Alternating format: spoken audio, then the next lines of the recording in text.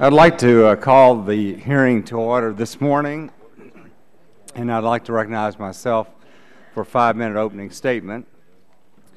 This morning we're going to be conducting an oversight hearing on the Pipeline Safety, Regulatory Certainty, and Job Creation Act of 2011 and its implementation of the Pipeline and Hazardous Materials Safety Administration.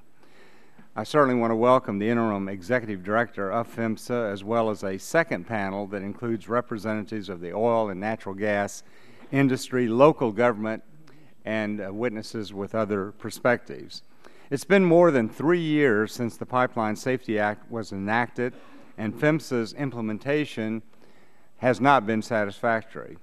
Many of the mandates, at least 17 out of 42 included in the Pipeline Safety Act, have not been completed, including several described as key mandates with potentially large impacts on pipeline operations nationwide. The potential consequences of these delays are serious. In May, a significant oil spill occurred in Santa Barbara, California, and just days ago, the same company reported another incident in Illinois. The committee has written letters both to PHMSA and this company seeking more information.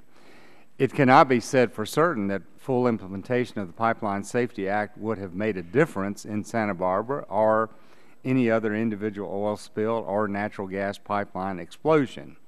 Nonetheless, we owe it to the American people to ensure that all reasonable steps are taken to ensure the safety of the nation's pipelines. The Pipeline Safety Act includes a number of such steps that have yet to be put into action. The increase in domestic oil and natural gas production is clearly good news, but it does present significant infrastructure challenges. Whether it's oil, refined products, or natural gas, there is inherent risk in moving high volumes of product through aging and sometimes inadequate infrastructure. Part of the answer lies in constructing new pipelines and replacing old ones. But perhaps even more important is applying new technology to ensure the safety of the existing system. Many experts believe that pipelines are the safest means of transporting natural gas and liquid hydrocarbons. But the Santa Barbara spill and other recent incidents underscore the fact that there is considerable room for improvement. It is important to understand why the timely implementation of the Pipeline Safety Act has proven so difficult, and particularly since more money has been given to PHMSA, and we'd like to know how PHMSA can expedite this matter. And as we begin to look ahead to reauthorization of this same statute, we're also interested in learning about PHMSA's priorities and if additional legislative steps should be taken. We have 2 panels of witnesses this morning, and I'll be introducing them right before they give their opening statement. This time I'd like to recognize the gentleman from Illinois, Mr. Rush, for 5 minutes. Thank you, Mr. Chairman, for holding this important and timely hearing today on the issue of pipeline safety oversight. Mr. Chairman, in the past, the issue of pipeline safety has been one that we have worked on in a bipartisan manner, and it is my hope and my expectation that we will continue to work on this important matter in the same tradition as we address this very, very important issue in this Congress. Mr. Chairman, unfortunately, the issue of pipeline safety too often takes a back seat to other pressing matters until there is an accident or there is a tragedy that focuses the public's attention back on this issue. Of course, today's hearings take place against the backdrop of the major Santa Barbara pipeline breach that spilled 100,000 gallons of crude oil in May, polluting the Pacific Ocean, damaging Southern California beaches, and killing hundreds of thousands of wildlife. Additionally, Mr. Chairman, just over the weekend, there was another smaller but no less troubling spill in my home state of Illinois, from a station operated by the Plains All American, the very same company that owned the California pipeline that ruptured just 2 months ago. 2 ruptures in 2 months, Mr. Chairman.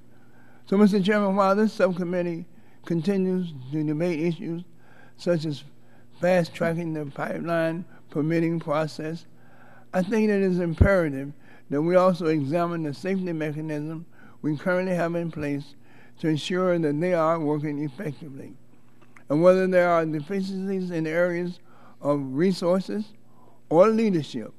I believe that there's much more work to be done in order for Americans to feel a greater sense of confidence in the agencies that are responsible for pipeline safety oversight.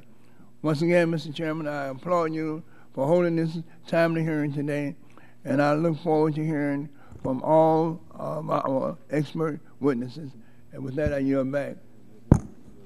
I yield to Ms. Capps for what time I have left.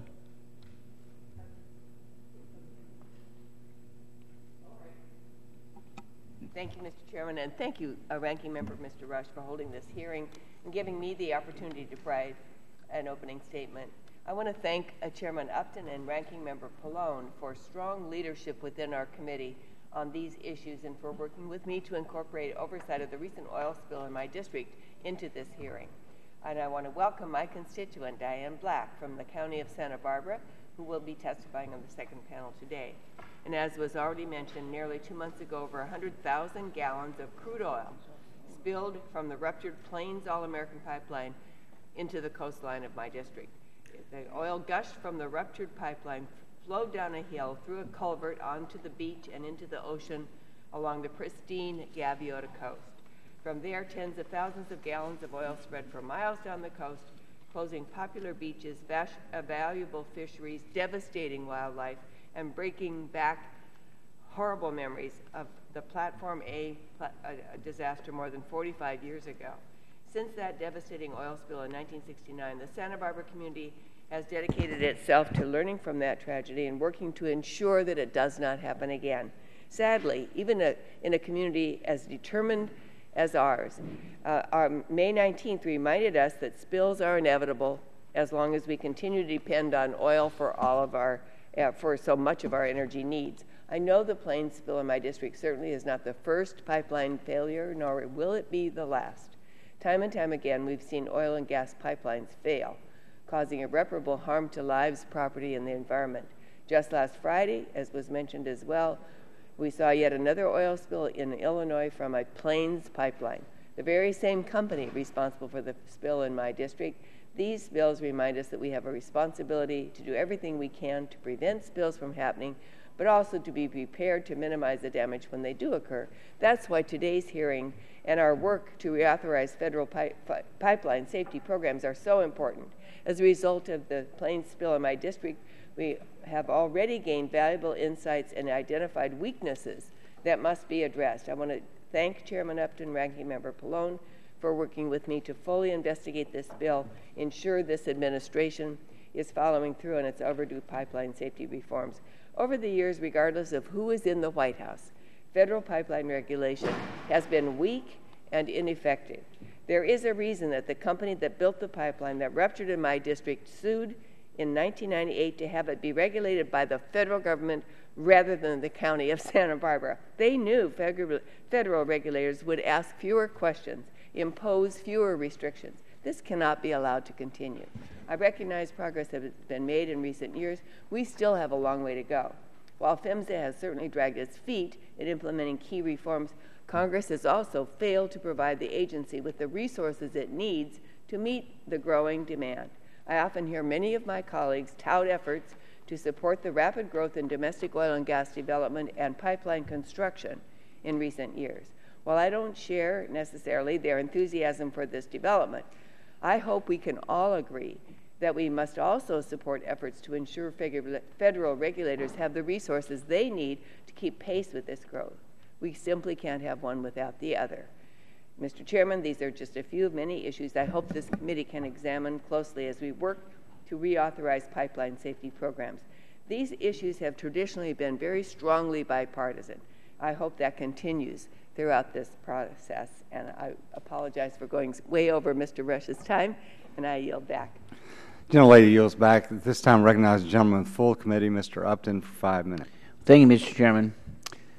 So today, this subcommittee returns to the very important issue of pipeline safety, and I welcome the interim executive director, Stacy Cummings, of the pipeline and of PHMSA to this hearing, and I look forward to the prompt confirmation of a permanent administrator, as much work needs to be done in the months ahead.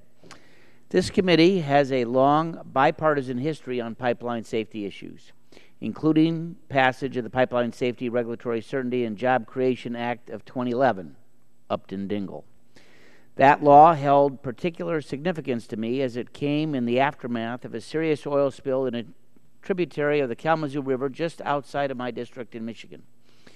Following the spill, I worked closely with my friend John Dingell on a bipartisan basis, as we also worked closely with our friends on the Transportation and Infrastructure Committee to get the Pipeline Safety Act on the books, signed by President Obama. The law contains numerous provisions designed to reduce the likelihood of similar pipeline spills and minimize the impact of those when they do occur.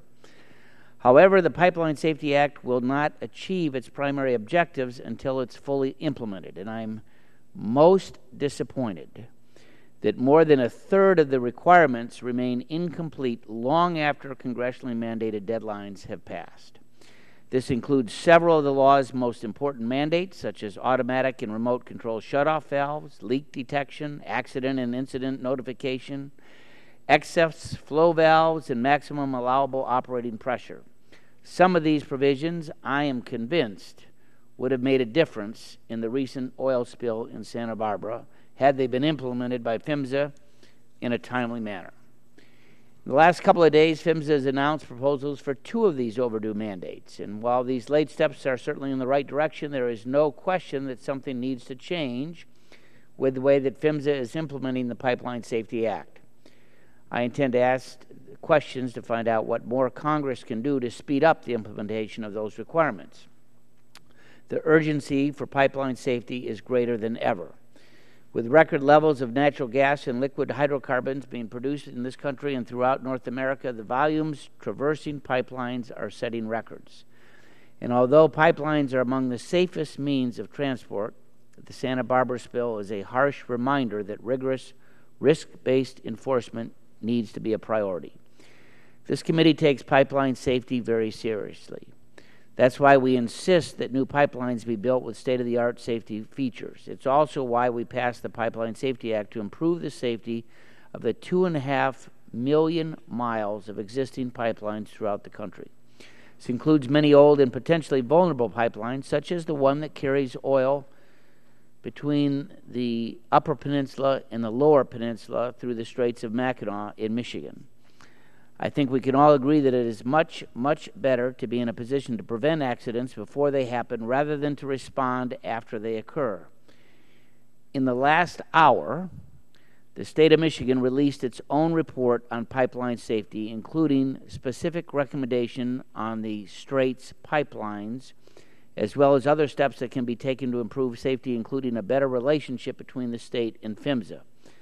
I look forward to studying the report and commend the state for its commitment to pipeline safety.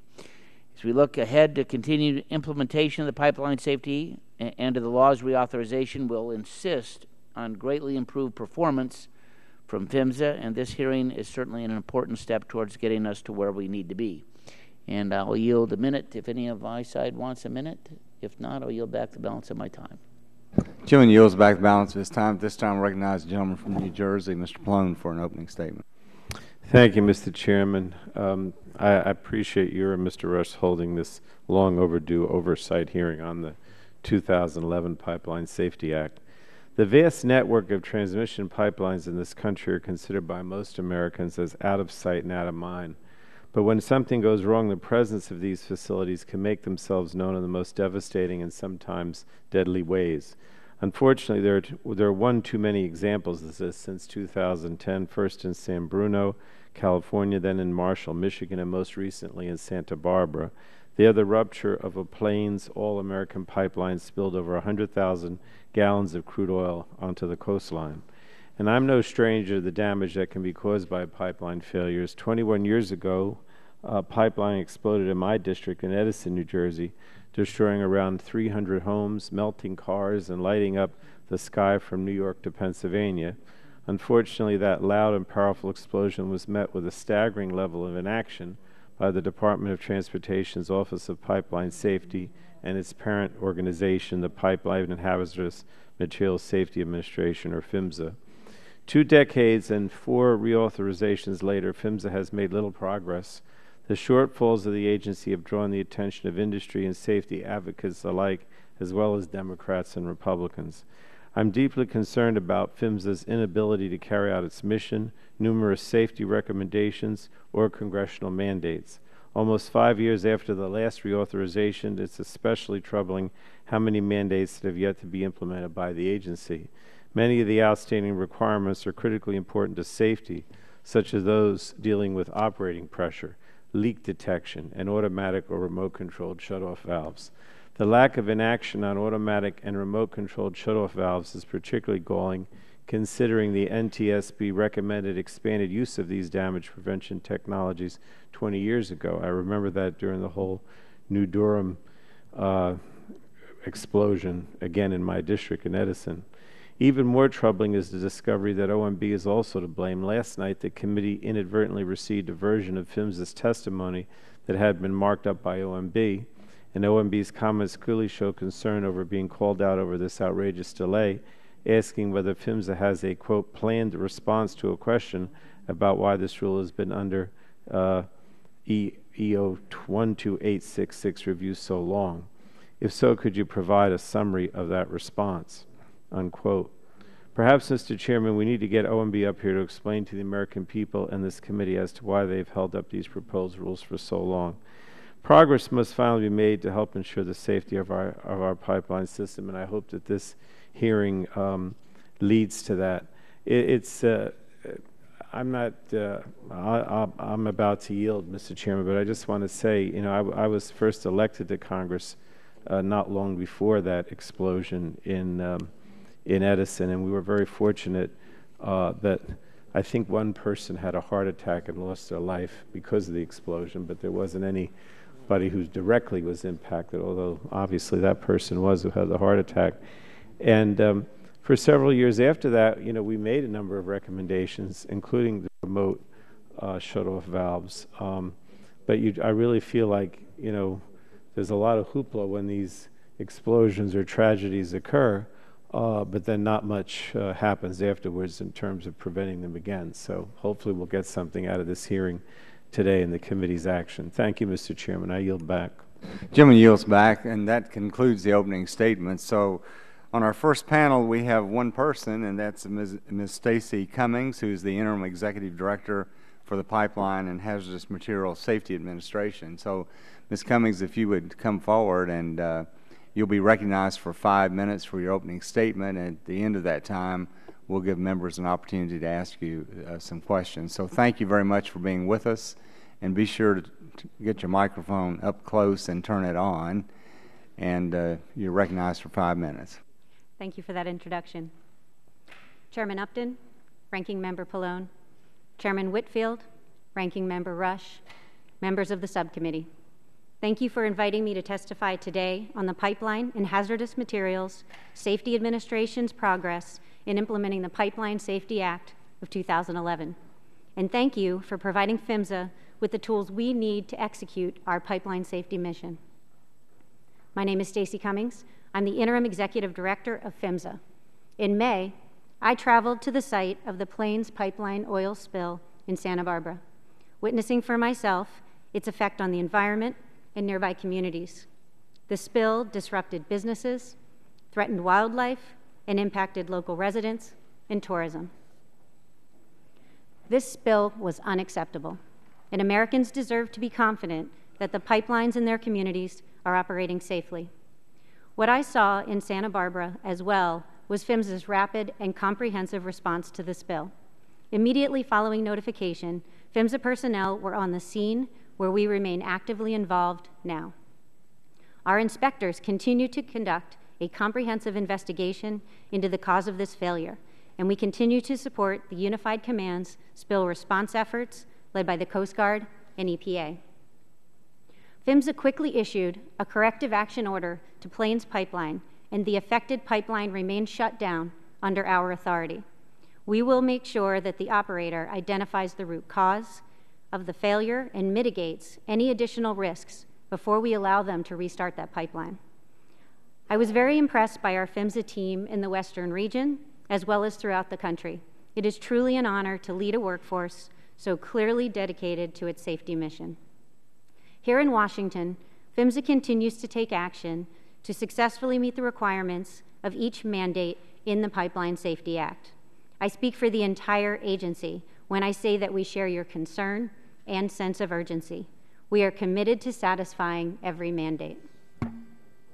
The rulemaking process is methodical, inclusive, and transparent. It enables PHMSA to fully consider stakeholder input. In the past month, PHMSA has welcomed new executive leadership, and with the support of the Office of Management and Budget, we have issued 2 proposed rules and 1 final rule. Those rules address 3 mandates from the Pipeline Safety Act and 5 NTSB recommendations.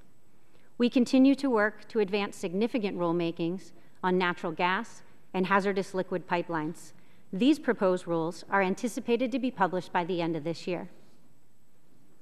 But rulemaking is not the only tool that PHMSA uses to improve pipeline safety. As we saw in Santa Barbara, pipeline failures don't wait on the rulemaking process, and neither will PHMSA. We are first and foremost a safety agency. We execute our mission on several fronts with one goal in mind: to drive down the pipeline failure rate to 0. In addition to developing safety regulations, we focus on reducing risk by reaching out to the regulated community to ensure that they both understand and comply with federal safety regulations. We conduct integrated inspections, we hold operators accountable through enforcement, we provide grants to our local and state pipeline safety partners, and we also fund research to develop innovative safety solutions. For these reasons, pipeline failures are low probability events, even as risk factors increase. Unfortunately, when pipeline failures do occur, they can be fatal and costly. At PHMSA, we think that one pipeline failure is one too many. PHMSA was founded just 10 years ago, and yet so much has changed since then. Our nation's energy supply and transportation pipeline network continue to grow exponentially. These changes mark tremendous opportunities for our nation and provide an opportunity for PHMSA to evolve with the industry we regulate. Whether it's through smarter data or funding research for better detection technology, PHMSA will weigh and act on a range of options for implementing innovative pipeline safety solutions. PHMSA is committed to working with this committee to ensure that we are well positioned to adapt to a modern and evolving infrastructure. Americans deserve to be confident that PHMSA is protecting people and the environment. We take this charge very seriously. Again, thank you for your support. I look forward to answering your questions. Ms. Cummings, thank you very much, and I'm going to defer my questions, but I'm going to recognize at this time Mr. Olson of Texas for 5 minutes. I thank the chair and welcome Director Cummings. It's always great to have someone who served in our Navy as the daughter of a career naval officer. My home state of Texas is no stranger to pipelines. According to EIA, we have nearly 60,000 miles of gas pipelines. Oil lines cover the state as well. They are vital to our economy, to the nation's economy, as they carry the products that keep America moving. It's not just oil and gas and pipelines. Water pipelines can blow out as well. We saw that last year when Sunset Boulevard became Sunset River. A 93-year-old pipeline blew out, sending 20 million gallons of water all over the campus of UCLA. We know that pipelines are the safest way to move oil and gas. But just like airplanes, when the worst happens, it can be tragic. People can be killed. 8 people lost their lives in San Bruno. 8 people in their homes. And that's why we should always keep moving forward with pipeline safety. It seems clear that PHMSA was never going to make our deadlines that we imposed with the most recent pipeline safety bill. And when PHMSA has a long list of new rules to write, do you try to triage them and focus on the ones that are more important to keeping people safe? How are you working through that list? Thank you for that question, Congressman. Yes, we had 42 mandates in the 2011 Pipeline Safety Act, of which we've completed 26. We are working on every single one of those 42 mandates. And in the case of the mandates that are going to be addressed through rulemakings, we haven't been waiting on the rulemaking process to get information out to our stakeholders, to the industry, and to the public. We have sanctioned studies, and we've issued reports to Congress. We have held public meetings and workshops. We've issued advance notices of proposed rulemaking to help us gather stakeholder data. And in some cases, we have proposed rules that we've issued, like the 2 that we were able to issue in the last month. Those are all very important ways that we get information out to the stakeholders and to industry as we continue to work to fulfill the remainder of the 42 mandates. Again, many of them with formal rules that we're in process working on. So 42, 26 down, 16 to go, if my Correct. math is right. And keep working hard on that. We will. My second question, I hope to ask this to the second panel as well.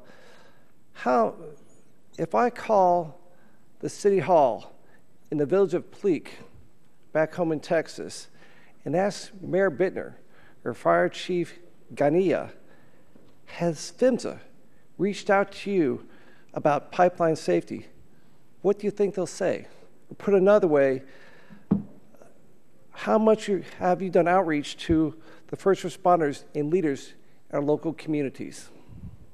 I hope that what he will say is yes, absolutely. PHMSA has reached out. We reach out to our stakeholders in many ways. I mentioned a couple of them being public meetings and workshops. We partner with the first responder community to make sure that they have access to training. We also have several grants. About 1/3 of our budget goes to grants.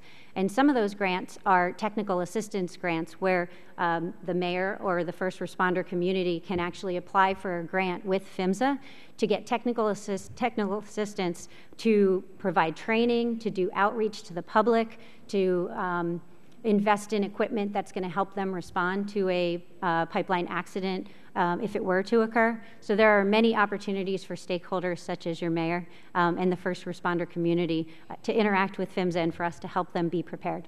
I'll check with them to confirm those. Great, thanks for that answer. Final question. You've always kept the focus on risk-based standards over the years, and that's appropriate. But how does this risk-based standards agenda move forward, evolve with these new rulemakings? One of the most important changes to the pipeline safety program over the last 10 to 15 years has been our implementation of integrity management. Integrity management is a risk-based approach where we require the operator to identify, assess, and mitigate risks associated with their specific pipeline. The operator is in the best position to understand the uniqueness of the location, the condition of their pipeline, as well as what is moving through their pipeline. And so our program for integrity management is our risk-based approach, and we are going to continue to improve it, enhance it, and expand it through the rulemakings that you're going to see proposed over the next year. Thank you. I'm out of time. Yield back. This time I recognize the gentleman from Illinois, Mr. Rush, for 5 minutes. Ms. Cummings, I really want to thank you so much for being here today with us. And I know your job is not an easy one, and you're the interim executive director. And I enjoyed our discussions, recent discussions. And I'd like to, before I begin, if you would give me an update on the pipeline leak that happened on Friday near Highland, Illinois. Is the spill contained? And I've heard that the oil has reached a tributary of Silver Lake, which serves as a water supply for the citizens of Highland. I'd like to know if the water supply is safe, has it been affected, and give me an update, if you will, on the cleanup efforts that that PHMSA is conducting there or overseeing there near Highland, Illinois. Happy to, and thank you for the question. Yeah. On Friday in Pocahontas, Illinois, a pipeline fitting at a pump station blew out, discharging about 100 barrels of crude onto the ground. The spill did migrate down a ditch into a creek, as you mentioned, and it did threaten the water source. It was heading in the direction of a reservoir that held a water source for Highland, Illinois. We were notified of the spill through the National Response Center, which is the appropriate way to be notified. We immediately sent a PHMSA investigator to be on the scene, and that investigator was on the scene by 4 p.m. that very day. An incident command center was set up. The state of Illinois had the lead on that. And what they did was they managed the response. They immediately went in to stop the flow of oil, and they were able to stop the flow of oil before it got to the point where it threatened the water source. So, as was confirmed to me yesterday through an update from our team, the water source oil did not get into the water source, into that reservoir. The cleanup effort did work. They used booms, and then for the past several days, they've been using different methods to recover the oil, and they're in the process of continuing to do that. I can get you a very, very specific update in writing for the record if you'd like, but I would like to point out that this was Plains Pipeline, which is the same operator from the Santa Barbara spill. Today, we are issuing a corrective action order to Plains, specifically related to this spill in Illinois. And I sent a letter yesterday to the CEO of Plains Pipeline, and he and his team are going to be here in D.C. at PHMSA, and we're going to talk to them on Friday about their safety record, safety culture, and what they're doing to address these two issues, but also the safety of their entire system.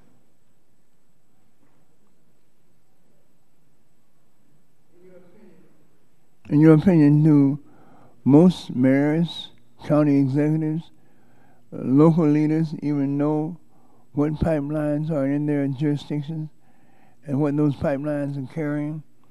And if they wanted to obtain this information, can they get it from PHMSA?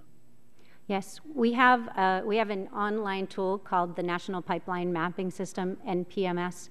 That tool in its entirety is limited in access, but what we do is we have individual access for people based on the information that they need to know. So a local executive, a local emergency responder, or a state level emergency responder or executive would have the ability to apply for a password, and then they would have role-based access to the information that they need to identify what pipelines are in their area.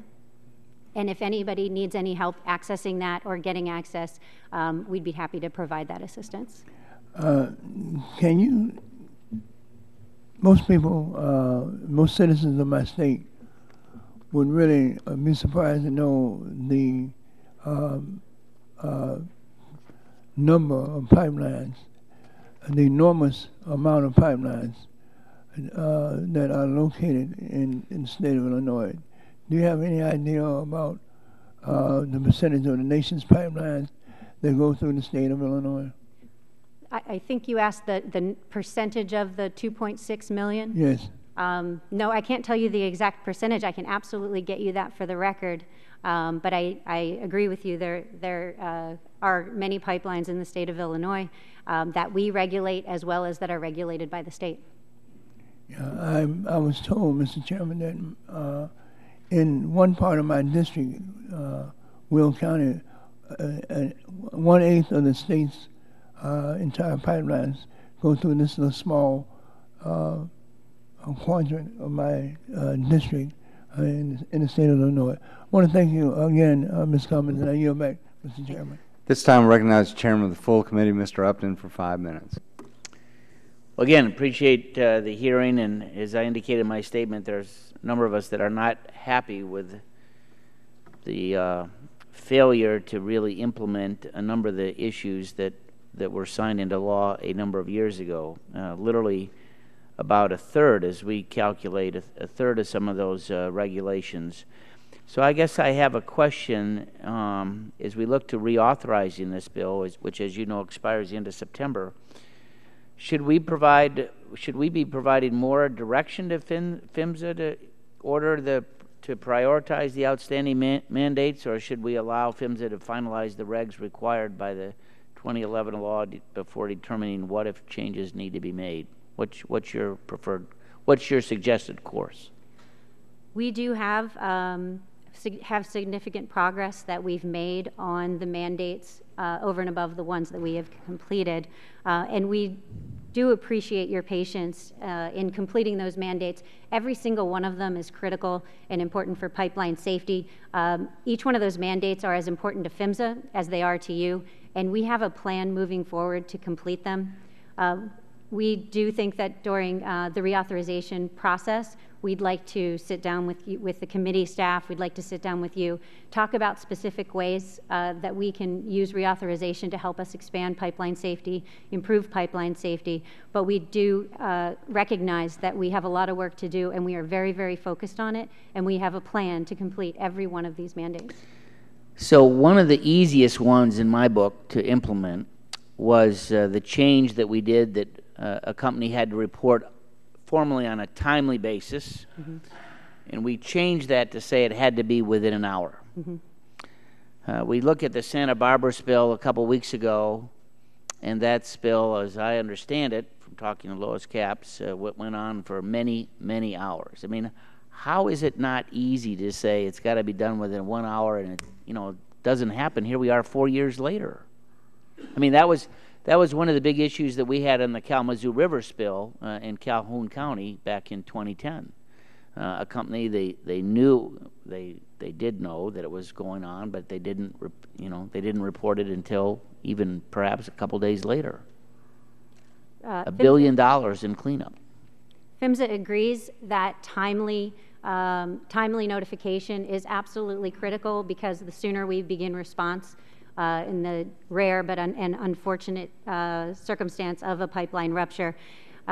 Earlier this month, we issued a proposed rule that will require operators to notify as soon as practicable, but not more than 1 hour after they've detected a release, to the National Response Center. So we're proud to have gotten that proposed rule issued. It was issued earlier this month. But why did it take so long? I mean, that was the intent. I mean, that was what we discussed. I mean, it was in black and white.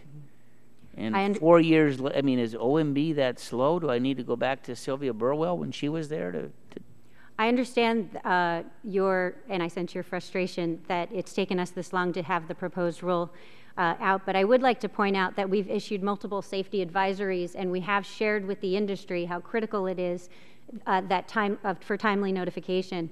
As we execute the investigation into the incident at Santa Barbara and also in Illinois, we are absolutely going to be looking at timelines and notification as part of our corrective action order, and we do expect operators to be notifying the NRC as soon as possible so that they can begin that cleanup. Okay, let me ask one last question in my remaining minute. In the current integrity management program for inspecting for oil and gas pipelines, is there a priority for increased inspections or shutoff valves on pipelines that are over 30 years old? So not new ones, but the ones that were laid more than 30 years ago, or more than a mile underwater. So I look at the difference between in the Straits of Mackinac, it's more than a mile. I look at the Chesapeake Bay. I'm not sure if there's pipelines there or not. I look at pipelines that are going out in the ocean. Is there any regulations that are pending or that you're reviewing that would look at existing pipelines of somewhat older nature in certainly environmentally sensitive area? And if not, should we be looking at those here as we look to reauthorize the bill? I'm going to ask if I can respond to you on the record on that specific question on whether or not that's in the regs now or the regs that we're planning. You think that's a good idea that we do that? I think that a risk-based approach looks at probability and consequence, and that we should be looking at everything that impacts the probability of a pipeline failure as well as the consequence. So proximity to water as well as age impact both likelihood and consequence. So those sound like intriguing ideas, but I would definitely like to talk to the technical experts before providing you with a specific I look answer. forward to your response. Thank you so much. Thank you. Yield back. This time, Chair recognizes the gentleman from California, Mr. McNerney, for 5 minutes. Thank you, Mr. Chairman, and thank you, Ms. Cummings, for testifying this morning. I'd like to know a little bit about how you prioritize your inspections. Is there a way for you to determine what pipelines are most at risk? And could you explain that a little, please? Yes, absolutely. Thank you. We prioritize our inspections using a risk model driven by data. And so we have about 26 different elements that look at the condition of the pipe, the age of the pipe, what's being moved in the pipe, as well as past performance and what information we have learned through the inspections that we've already provided. And we use that information and put it into an algorithm, and that algorithm gives us basically advice on which pipelines, companies, which operators we should be inspecting. We then have our regional directors who are experts and who really know the system, use that information as input to create their annual plan to make sure that we are visiting those pipeline operators that are higher risk more frequently, and to make sure that we're getting... So how much transparency does that algorithm have? Is that something that's publicly available? I'm not sure that it's publicly available, but I would be happy to schedule a briefing with you or your staff to go over that algorithm and how we use it. Okay, that might be a good idea. Sure. Is PHMSA moving forward with regulations on automatic shutdown valves and remote control valves? We are. In 2012, we provided a report to this committee. It helped us to inform our thinking on automatic shutoff valves, remote controlled shutoff valves, and other safety technology, to the technical feasibility of it, the operational feasibility, as well as economic. So we are working on several rules right now. One of them looking at specifically leak detection in valves, the others looking at how we can improve integrity management, which does include the operator evaluating the usefulness and the safety benefit of valves. So we are working on that, and we hope to get those proposed rules issued as soon as possible. Thank you. How is PHMSA doing with regard to controlling fugitive gas emissions and safety of pipelines that are serving fracking production? Can I get back to you on the record on that question? I suppose you can. In fact, yes, I'd say you should. Thank you. Does PHMSA have the resources to complete rulemaking on a timely basis? We are so grateful that in 2015, our budget provided us with the resources we need to hire 109 new people for the pipeline program. While 80% of those positions are going to be resources in the field to support inspections and enforcement, 20% of them are going to be at headquarters, and those positions are specifically going to help support our regulatory agenda, economic analysis, training, certification, and support of our state partners. So now these are you said you hired 100 and some people. Are those mostly technical people, or are they management? Mm-hmm. They are almost a great proportion of them are technical, yes. So in the field, the 80% of the 109, engineers, auditors, inspectors, and enforcement. What about what are the requirements for PHMSA issuing a corrective action order? The requirement for a corrective action order is imminent hazard, and that's part of our statutory authority.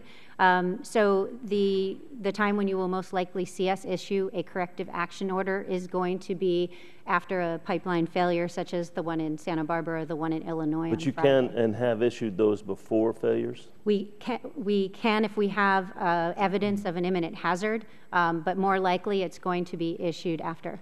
And so you don't have any historical examples of issuing one before an accident? I don't have any examples for you right now. I will ask my technical team and get back to you on the record if we have an example of that. Well, okay, in the remaining 40 seconds, please explain a little bit about the rulemaking process. Sure. Before we're ready to issue a rule and we're putting together the information, we're generally going to do public workshops. We're going to do studies, and sometimes we're going to issue an advanced notice of proposed rulemaking, which is more of a wide open request to stakeholders to provide us information to inform the rulemaking process. We're going to take all that information, we're going to put it together into a rule that has the safety requirements, safety benefits, and also the economic benefits. So what is the cost versus the safety benefit of the regulation? We issue that proposed regulation to the Federal Register. Again, we get stakeholder input. We put that stakeholder input together, and we have 2 advisory committees that we consult with when we are moving towards the final rule stage. We use them to advise us on the benefit of the rule, the safety requirements that we've put together, as well as the operational ability to implement, and then the economics, the cost of it. Once we issue a final I'm going to have to yield back, Mr. Okay, thank you. I've run out of time. Thank you, Mr. Chairman. She was getting great detail. This time I recognize the gentleman from Illinois, Mr. Shimkus, for 5 minutes.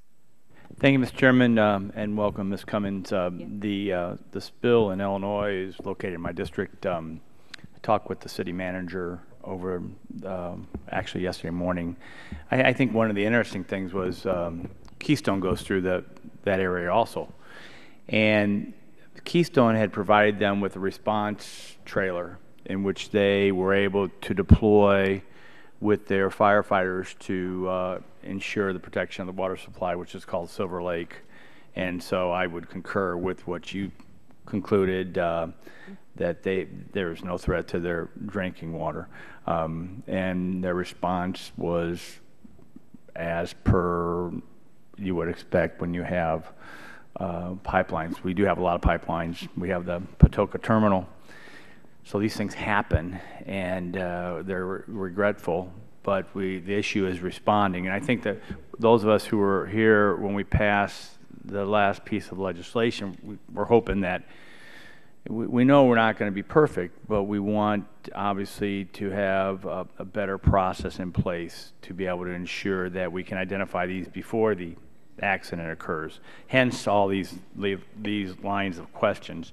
The first issue that I would like to, you've answered some of them in your testimony, but could any of the Pipeline Safety Act mandates had made a difference, do you know, in the recent pipeline breaks, whether that's in California or the one recently in Illinois? Because those 2 investigations are still going on, I don't think I can presuppose what the cause was, but we will absolutely be looking through our investigation at the condition of the pipe. We'll be looking at their inline inspection results. We'll be looking at what happened in the control room. How quick were they to respond? Did they follow their emergency response plans? And as well as the placement and how quick they closed valves and pumping stations. So I'd be happy to, once the investigation is complete, do an analysis of the results compared to the rulemakings and the mandates that we currently have. Yeah, that'd be helpful. I think, I can't speak for California, but I know Plains put up a website to give the public access, whoever knew about it, to go to the website, the current update on their response, and I think that's been very helpful. I was going to ask about but you answered this already too, that there will be a correction action order probably conducted. Mm-hmm. Can you talk through some of the criteria that may be involved with that, and maybe some of the benchmarks, because now what we want to do is make sure there's some certainty, mm-hmm. obviously from the local community, that it's ready to go and up and running? Absolutely. The corrective action order is being issued today by our regional director to Plains. And so I can tell you in general what's going to be in it. They were still working on it, the specifics as I was coming over to this hearing. But we're going to be looking at what was the cause. We're going to be looking at, because it was a pipe fitting, to look and see where else in the network those pipe fittings are, so that we can make sure that that this event won't happen somewhere else on the network, on the pipeline network. We're going to be looking at their emergency response notification. When did they notify? What was the timing? When did they know? And we will be looking for them to use third-party analysis similar to what we've required from Plains and Santa Barbara, and provide those results to us so that we can perform our investigation. And lastly, we understand that you're having difficulty collecting data from states and localities about drinking water supplies and other ecological information. How can we help, or what can we do to help get the states to provide the information you need to do based upon previous past legislation and your intent on analysis? Yes, through our national pipeline mapping system, in trying to complete the mandates and also just create a good system that we can use, but also that's transparent. We have had some issues getting access to the right data, especially in a cost-effective manner. We would love help in figuring out the best way to get that data. We are looking at information collections right now, but I would love to take you up on your offer, and maybe through our reauthorization discussion or just individually, if we can come up with some ways to make that path cleaner, that would be great. Well, and that's why we have these hearings too, to find out ways we can work together and be helpful. So I'm sure the committee's taken notes, and we can follow up with that. Thank you, Mr. Chairman. I yield back. Gentleman yields back. This time, I recognize the gentleman from New Jersey, Mr. Pallone, for 5 minutes. Ms. Cummings, in the 2002 reauthorization, Congress added language to Section 60112 of the law to make it easier for the Secretary to take corrective action against a pipeline that poses a threat to life, property, or the environment. And because the Department doesn't issue licenses to pipeline operators, this authority is perhaps the closest tool the Secretary has to suspending or revoking a license. I note that PHMSA used this authority to address threats posed to Santa Barbara by 2 of the lines operated by Plains All-American, but I'm concerned that perhaps the hurdle for using this authority is still too high, and that the Secretary isn't able to take advantage of it as often as may be needed to protect the public and our environment. So my question is, do you need more flexibility or different, more usable tools to quickly address the threat of unsafe facilities? The imminent hazard requirement is what we would use in order to issue a corrective action order in order to shut down a pipeline. We do have a lot of tools in our toolbox, but I think I would very much like to have the opportunity to talk in more detail about that specifically, and whether or not there was a way for us to use that emergency in advance of an accident. That's something we'd like to talk about in the future, but we are not afraid to use corrective actions when we need to, corrective action orders, and we have a lot of other tools in our toolbox that we continue to use for strong enforcement. All right, and Congress will need to reauthorize the Pipeline Safety Act soon, and yet, as a number of us noted in our opening statements, PHMSA has yet to complete some of the most critical rulemakings mandated by the 2011 Act, including work surrounding leak detection, a very important matter in light of the recent incident in Santa Barbara. Not only does the Pipeline Safety Trust flag this inability to complete its rulemakings as a problem, but industry also views this as a matter that is hurting safety, as evidenced in Mr. Santa's testimony. My understanding is that these rulemakings have been held up in review at OMB due to open cost-benefit analysis questions. So if you could answer my question, what are these open benefit cost analysis questions referred to in the comment? Well, we work with our interagency partners, OMB being one of those partners, to ensure that we're speaking with one voice on policy matters. We value the input of OMB.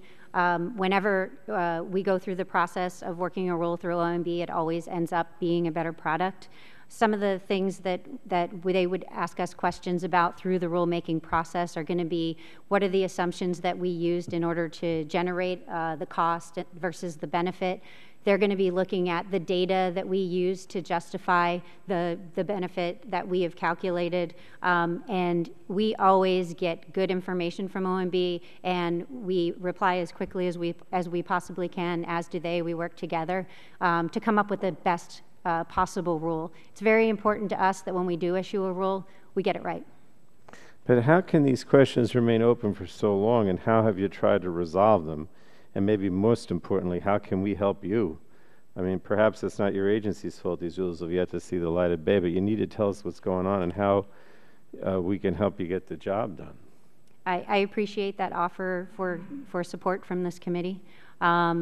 We believe that we have a very good relationship with OMB, and as I said, we believe we get a very valuable information back through the process. In my experience, we've been working very closely with OMB, and they have been very cooperative in helping us move our rules forward. But again, we want to make sure we get the rules right, and the methodical, open, and transparent process enables us to do that with stakeholder input. Is there any way that we can help you, though? Because, you know, they've remained open for so long, and I know you say you're trying to resolve them, but how are we going to resolve it, and how can we help you? I think having oversight hearings like this are a great way to do that. It brings visibility to PHMSA as an agency and also to the mandates of the Pipeline Safety Act. And I think that we have a great plan moving forward, and that you're going to see some proposed rules out of us, as you have in the last month. I think you're going to see them for the rest of the year. Okay, thank you. This time recognize the gentleman from Pennsylvania, Mr. Fitz, for 5 minutes. Thank you, Mr. Chairman. Madam Director, the notices of proposed rulemaking announced in the last 2 weeks on accident notification and excess flow valves shows some incremental progress to address safety. However, there are many significant rules still pending. My question is, when can we expect these rules to be published, and will PHMSA commit to sharing a timeline or schedule for completion? Yes, we have several rules that we are actively involved in the rulemaking process. We have a website that the Department of Transportation keeps up to date, and that website will provide the schedule of where the rule is and when we anticipate proposing it or issuing it. In addition, we at PHMSA have a website that we keep up to date on every mandate, all of the 42 mandates, as well as other activities in the Pipeline Safety Act. We keep that up to date as well. And so at any time, if you wanted information about our progress on the mandates or where we are in the rulemaking process, that is very transparent, and it's available on our website. But we'd be happy to come and provide you with a detailed brief of each of our rules, what we're looking at for the rules, and the schedule. Thank you. Last year, Congress increased PHMSA's FY 2015 budget by 23%, and PHMSA has committed to hiring over 100 new personnel to conduct inspections and handle enforcement cases. What progress has PHMSA made to hire and train new personnel, and what can Congress do to help expedite the process? Yes, we are so grateful that in the 2015 fiscal year, we have enough funding to hire 122 new positions, with 109 of them being in the pipeline program. I mentioned earlier that 80% of those are going to be in the field. Between on-board and people that have accepted positions, we are at 46% fill rate. We have a very robust strategy to bring the remainder of those positions on board. We're doing things like holding veterans fairs. We're doing recruitment. We've looked at our requirements to make sure that we are reaching the breadth of the folks out there who would be interested in coming to work for PHMSA. We've even requested direct hire authority, which we haven't received, but that would be very helpful in targeting those engineering skill sets that we're looking for at PHMSA. And as far as training, we have a very robust training program. We're going to train those new employees in a bit of a boot camp scenario so that they're being trained together and so that they become valuable parts of our inspection team as soon as possible. Thank you. Section 4 of the Pipeline Safety Act required PHMSA to issue regulations, if appropriate, requiring the use of automatic or remote control shutoff valves on new or entirely replaced transmission pipelines. This regulation could improve the ability of pipeline operators to quickly stop the flow of crude oil or natural gas in the event of an accidental release. And the operator delay in shutting down pipeline flow has been identified as the exacerbating factor in a number of recent pipeline failures, most prominently in the September 2010 natural gas pipeline in San Bruno, California, when it took an hour and a half to manually close the valve. In 2010 and 11, PHMSA issued notices of proposed rulemaking for both gas and liquid pipelines, and both announcements made clear that some change to the requirements for automatic or remote control valves was being considered. PHMSA has studied the issue, it's reported to Congress, so why, years later, hasn't PHMSA finalized their regulation? We have issued studies, reports to Congress, and advance notice of proposed rulemaking. The rules that I spoke to you about, that we have a plan moving forward and we're working to propose, do address things like integrity management, increasing the breadth of our regulations, as well as automatic and remote controlled shutoff valves, leak detection, and other safety technologies that are available in the market that we will propose in those rules very soon. Is PHMSA reviewing the need to propose changes to existing exemptions from federal regulation for gathering lines? And if so, when will this review conclude? We are. We're looking at that as well as looking at how that might inform the rulemaking process. I can get back to you on exactly when we're going to be releasing that information, but we are working on it and we have a plan to release it. Thank you, Mr. Chairman. My time's expired. Chair now recognizes the gentleman from New York, Mr. Tonko, for 5 minutes. Thank you, Mr. Chair. And Interim Director Cummings, thank you for joining us. I have to state I don't envy your position today, having to appear before this committee and defend the agency and, frankly, its weak, as I would see it, record of achievement. That is not a reflection on you, but of the failure of the administration and Congress to support this agency and the vital safety mission that PHMSA serves. Mr. Weiner, in his testimony, said there is plenty of blame to be shared for the slowness in implementing pipeline safety initiatives. I agree. Placing blame doesn't solve any problems. Aggressive, faster action is what we need. That requires additional, sustained resources for your agency, our job here in Congress. And it requires PHMSA, DOT, and the administration truly to put safety first. We've been installing and conveying petroleum products, and natural gas through pipelines for more than 60 years. And I simply do not believe we have to continue to tolerate the number of accidents that occur as a basic cost of doing business. Section 8 of the 2011 Pipeline Safety Act directed the agency to study leak detection systems used by hazardous liquid pipeline operators and to issue regulations to require lead detection on these pipelines and or to set leak detection standards. The fact that Congress needed to put this into law in 2011 is disappointing. It seems to be a basic safety requirement that should have been in place some time ago. And I believe PHMSA completed that required study at the end of 2012, as you indicated. That is correct. That is right? correct. So when are we going to see a proposed rule, a final rule? The status of the rulemakings that I spoke of earlier are proposed, notice of proposed rulemakings.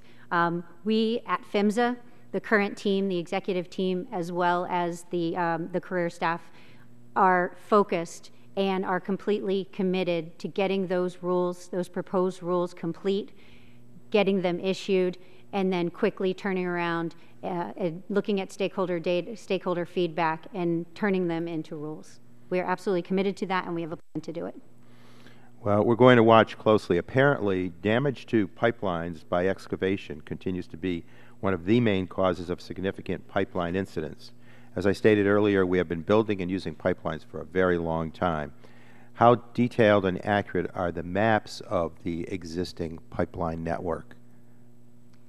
I spoke earlier about the National Pipeline Mapping program that we have, and as you point out, the availability of data there is as good as the data that comes into it.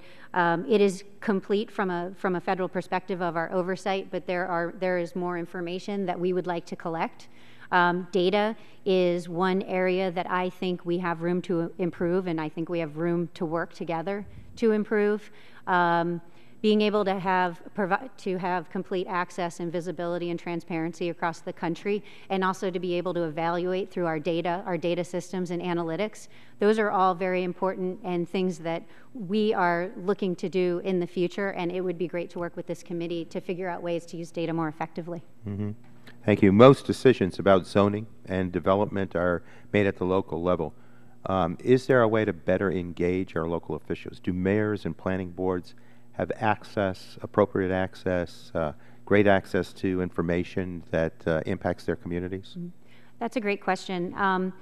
Part of our stakeholder outreach program at PHMSA looks at all sorts of things, ways that we can get information out, public workshops, local open houses, as well as the grant programs that we have specifically around things like excavation damage. We also look at ways that we can provide information to localities about planning and development as people start to move closer to pipelines that have been there for a very long time. And we do a lot of outreach related to that, as well as support to local planning.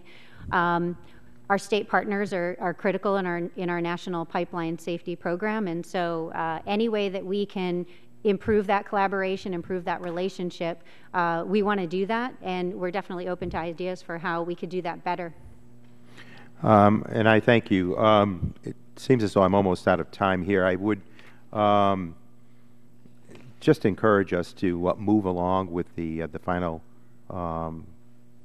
plans that will be presented, the proposals that you've talked of, and to be able to go forward and address safety to the max.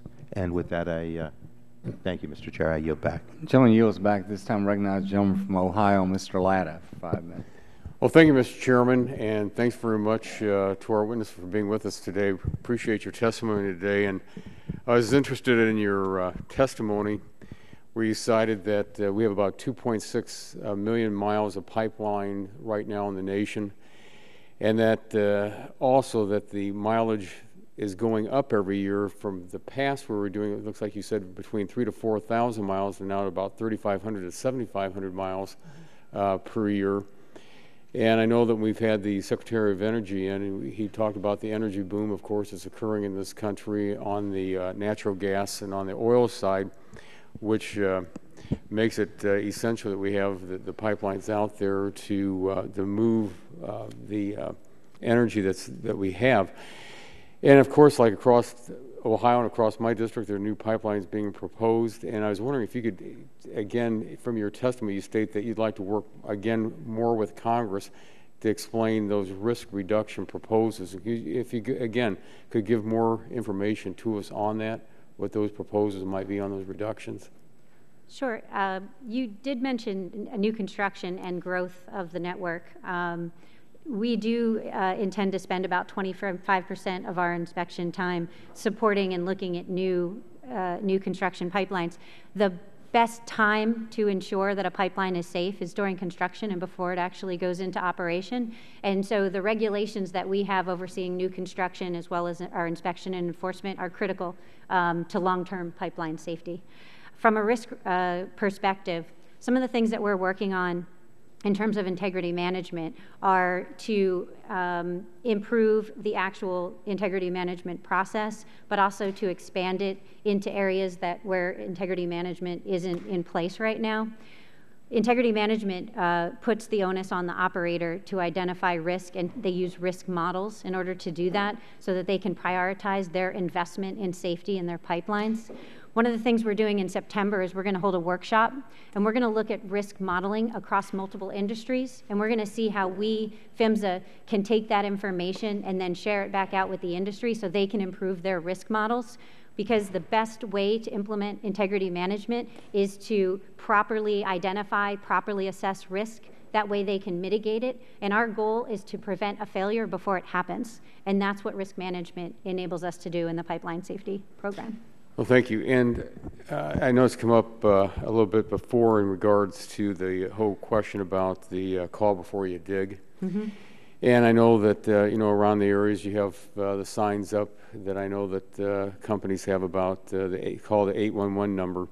And also I see in your testimony that 28.3% of all distribution incidents were caused by the excavation damage, and that caused $25 million in damages, 1 fatality, and 15 injuries.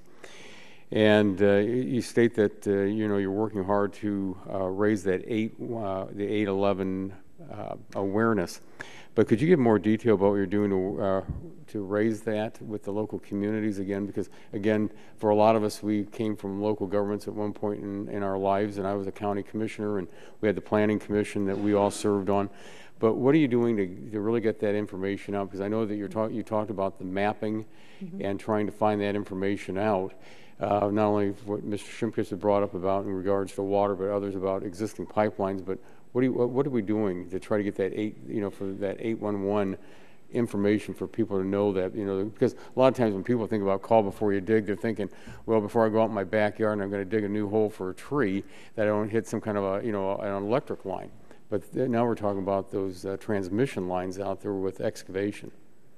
Yes, one of the greatest causes of, most frequent causes of pipeline failure is excavation damage. And we have our 811 program, which we oversee in conjunction with Common Ground Alliance, a non-for-profit group that works on 811. We do have a grant program associated with excavation damage as well as call before you dig. We have been doing a lot of outreach. You might have seen the Triple Crown winner was wearing an 811 hat this year. You'll see that we're having an 811 day at National Stadium. We are trying to use media as well as our local relationships with the local Common Ground Alliance folks to get the word out to use 811 and call before you dig. It's been proven through a study that if you use 811, it is over 99% effective. So what we need is for people to be making the call, because we know that if you make the call, that it's going to be effective. Well, thank you very much, Mr. Chairman. I yield back. Gentleman yields back. This time I recognize the gentleman from Texas, Mr. Green, for 5 minutes. Thank you, Mr. Chairman. Ms. Cummings, I don't think it's a secret that I'm a big supporter of pipelines. I represent a district in North Houston and East Houston where I've never not lived on pipeline easements in my life. So I have a pretty good understanding about the utility of pipelines. It's the safest way to move a product. And I guess that's why I'm disappointed that we haven't dealt with the requirements from the previous reauthorization to the now. And because since I live there and work there, I think that we need quicker response in the 4 years since when we reauthorized pipeline safety last time. And due to the rapid expansion of oil and gas production in the U.S., we'll need to build thousands more miles of new pipelines, including gathering and transmission lines. Additionally, our power generation sector increasingly relies on natural gas, as we need more distribution lines as well. But we need to make sure these pipelines continue to be the safest mode for that transportation compared to rail and truck. We must also address the replacement of the pipelines. Our infrastructure continues to age.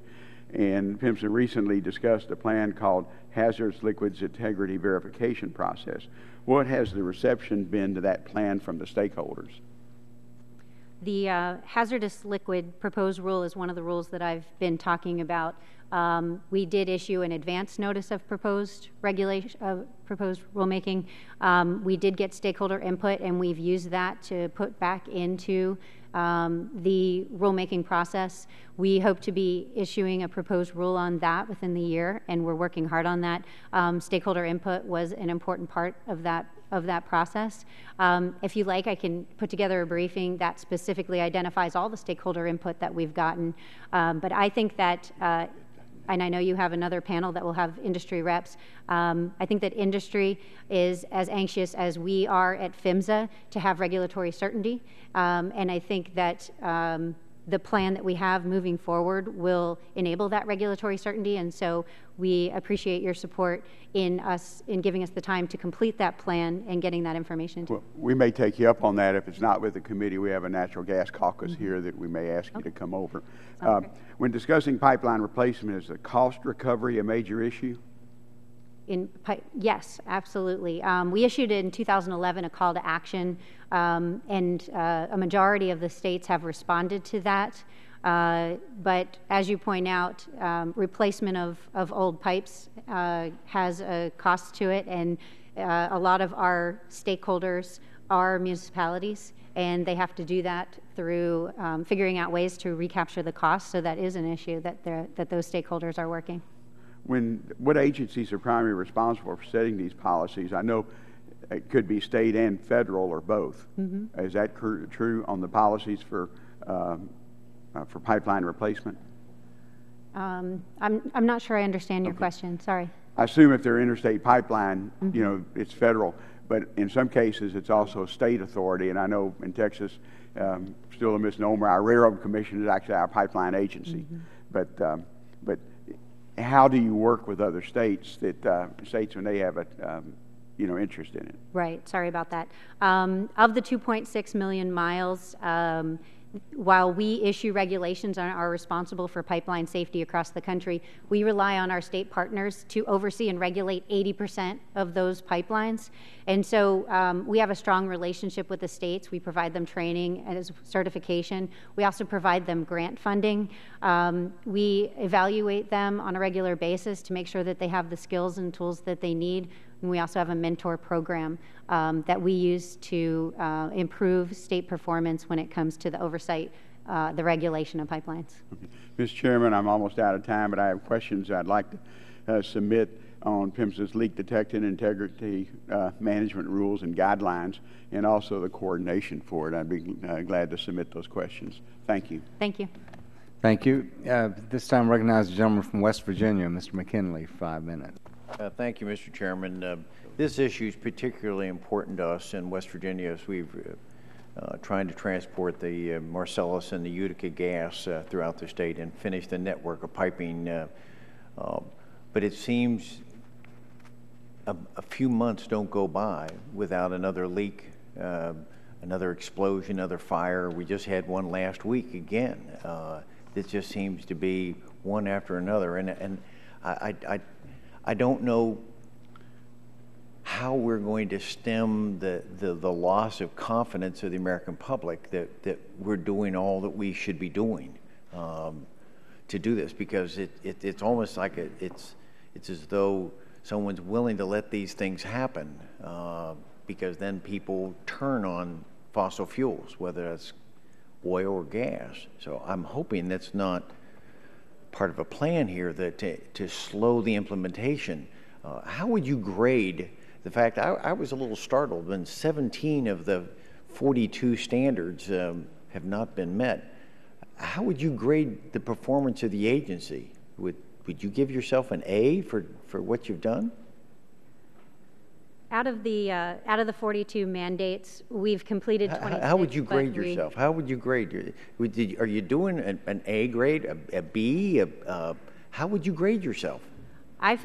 I've been very, very impressed with the staff that I've met at PHMSA, and when it comes to commitment to safety and a desire to get these rules done, I would definitely grade us. You've evaded twice already the question that was asked to you on both sides of the aisle. What's the schedule? And you avoided it very effectively, I might add. But now I'm going to ask that same question, but right now, first, how do you grade your performance? Do you think it's a passing grade? Is it a C, a B? How would you grade? Did you do what you were asked to do? We are. Yes or no? A or B? We have not completed all of the mandates that you have asked us to complete, but we are absolutely making progress on every single one of them. I hear that. So you're going to play that game with me too, I guess. So the other two questions were: when's the schedule? Are you going to finish at the end of this year? Is it going to be spring of next year? When? Don't tell me to go find it myself on a website. When? I'm asking you, when will you be finished? I can tell you that we have a plan, and I can tell you that we're working with our stakeholders to go through the methodical rulemaking process, and that every single person at PHMSA is absolutely committed to getting that plan done. I'm sure you said that back in 2 years, you or your agency said our last 3 years. But this has been since 2011. And I'm sure the low-hanging fruit was already picked to make that happen, but we've got 17 more that probably are contentious. When will they be finished? When will they be approved? You blamed OMB. I wish OMB were here to whether or not they would accept that responsibility, but you threw them under the bus. So I'm just trying, what do we have to do I want to restore the trust of the American public that enough's enough. And I'm not getting confidence at all from you. It's very evasive on this. So how would you do it? If you're not going to answer the question, you're going to tell me, go find it yourself. Is that correct? Go find it myself? What I wanted to express when I was telling you about the website was that we are being as transparent as possible by posting that information on the website. The status of every single individual rule, where it's been and where it's going and how long it's been there is absolutely available. It's a very transparent process. We have a plan moving forward. As I said, we have 2 rules that I think are close to being complete within the year. I mean, within this calendar year. And we have some other rules that we're working very hard on at PHMSA to get complete and to have our economic analysis complete so that we can move to issuing those proposed rules. So are you suggesting that by the end of next year, you may have all 42 mandates complete? I know that the rulemaking process that we are currently going through is going to address 11 of the mandates, and that we have reports that are currently being finalized that are going to address 4 of the mandates. And so, yes, we are making progress on absolutely every single one of them. I simply can't look into the future and see what stakeholder input we may get, what new technology might be developed, or what new requirements might come up to change our priorities to say exactly when all 42 will be done. But I can tell you that every single person at PHMSA is committed and dedicated to getting them done. I hope your priorities are reestablishing the confidence of the American public that we're doing everything we can to give them pipeline safety. And that's what we want as well. Thank you, Congressman. This time I recognize the gentlelady from California, Ms. Capps, for 5 minutes. Thank you, Ms. Cummings, for your testimony.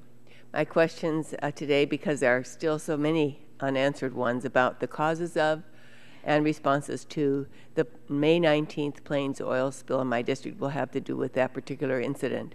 I know the investigation, not the rulemaking necessarily, but the investigation takes time. It's important to get the facts right. But it has been 2 months since this spill occurred on the pristine coastline, Gaviota Coast, my district.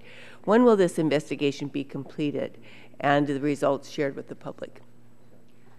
Thank you, Congresswoman Capps. And before I answer, I'd just like to thank you for your support of the agency, as well as the time you've spent with our PHMSA employees and talking to them out in San Diego. They appreciated it. And I hope you found, as I have, how dedicated to safety those PHMSA staff are, and that they take this oil spill personally, just like you do. The investigation will take time. There are many aspects that will require third-party evaluation, as well as research into different parts of the organization about what happened. Some of the things that we are specifically focused on is that third-party evaluation of the condition of the pipe. I think the last I heard, that is going to take a couple of months to get the report from the third-party evaluator. Okay. The third-party evaluation of the inline inspection, that is going to take a couple of months. All right. A corrective action order can actually be in place for several months, and Okay. it's not until, go ahead. I don't want to cut you off, but I do want to ask some other questions as well, and so I now have a time frame.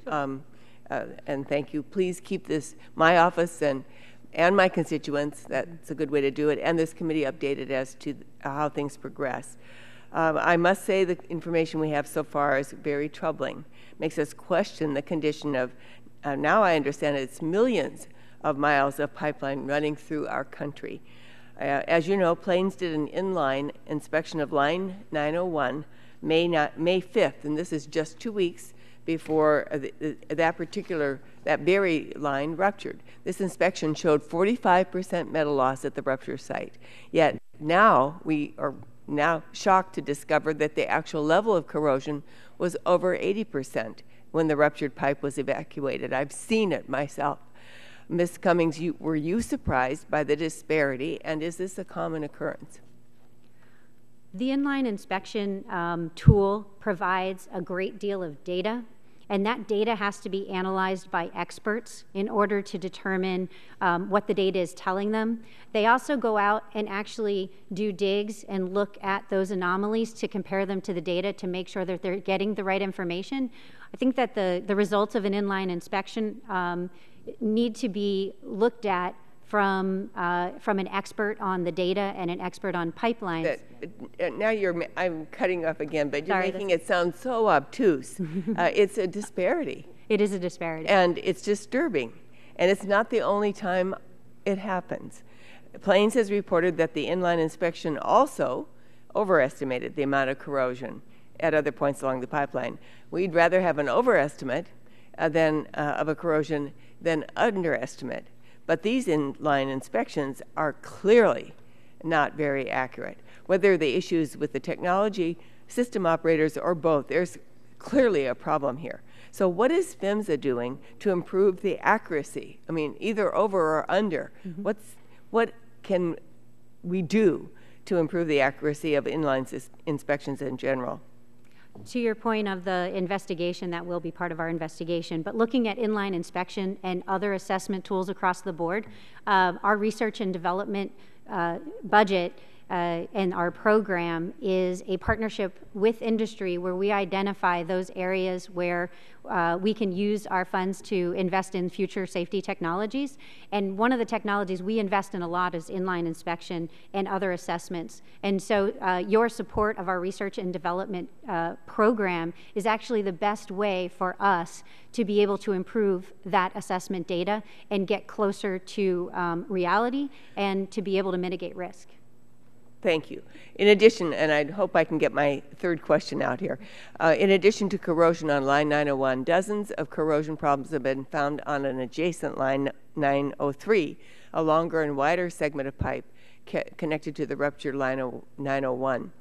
These numerous problems have been outlined in your corrective action order, and I have your submission of those to us here and want to submit them for the record here. Plains has even acknowledged the problem by accelerating the frequency of its inline inspections after its 2012 inspection found 41 anomalies serious enough to require excavation. Yet, despite the pattern of corrosion and the failure to accurately measure the level of corrosion on the rupture site, PHMSA is still allowing Plains to operate 903 line at reduced pressure. Why is PHMSA allowing Line 903 to operate when it has the very same corrosion disparities and problems as the pipeline that ruptured? What assurances can you provide that Line 903 won't have the same problems that Line 901? As you pointed out in our corrective action order, we did notice similarities between 901 and 903, and so we took that imminent hazard and we applied it to Line 903, and we have put additional requirements on Plains. The Line 01 is empty. Line 903 does have oil in it. They are not operating it in regular course of action.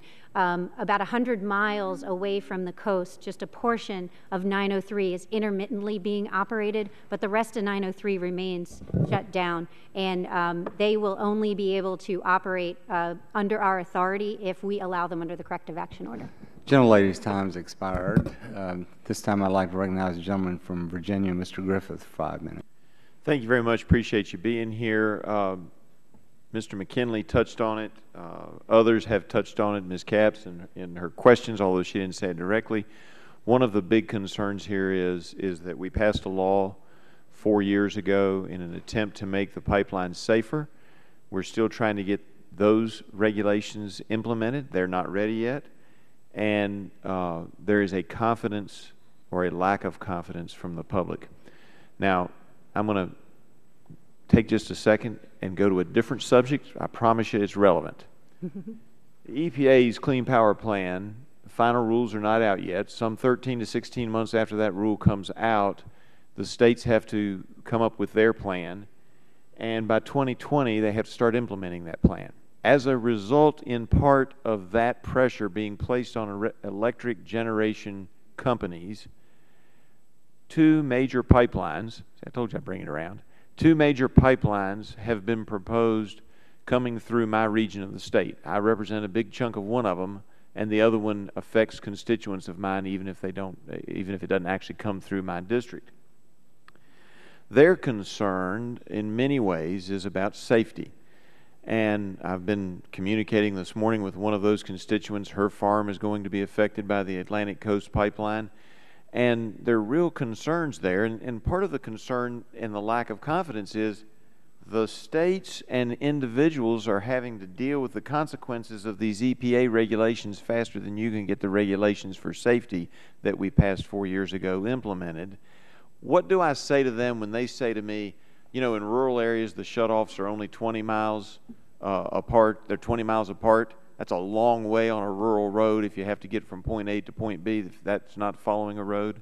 What do I say to them about the safety components when you all can't even get the regs out that we thought were necessary that you get out 4 years ago because of previous safety problems?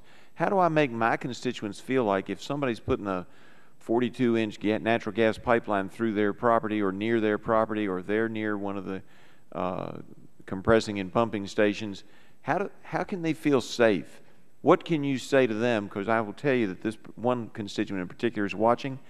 So look at the camera and tell her, how can she feel safe if her farm is now going to be dissected or cut through by a pipeline? Well, PHMSA is first and foremost a safety agency, and the safety of those pipelines are what we think about 100% of the time. And while we are working on those 42 mandates and working on getting those regulations out, we have a lot of experience with new construction because we spend about 25% of our inspection time with new construction, looking at how they are implementing our regulations, how they're testing to make sure they're safe.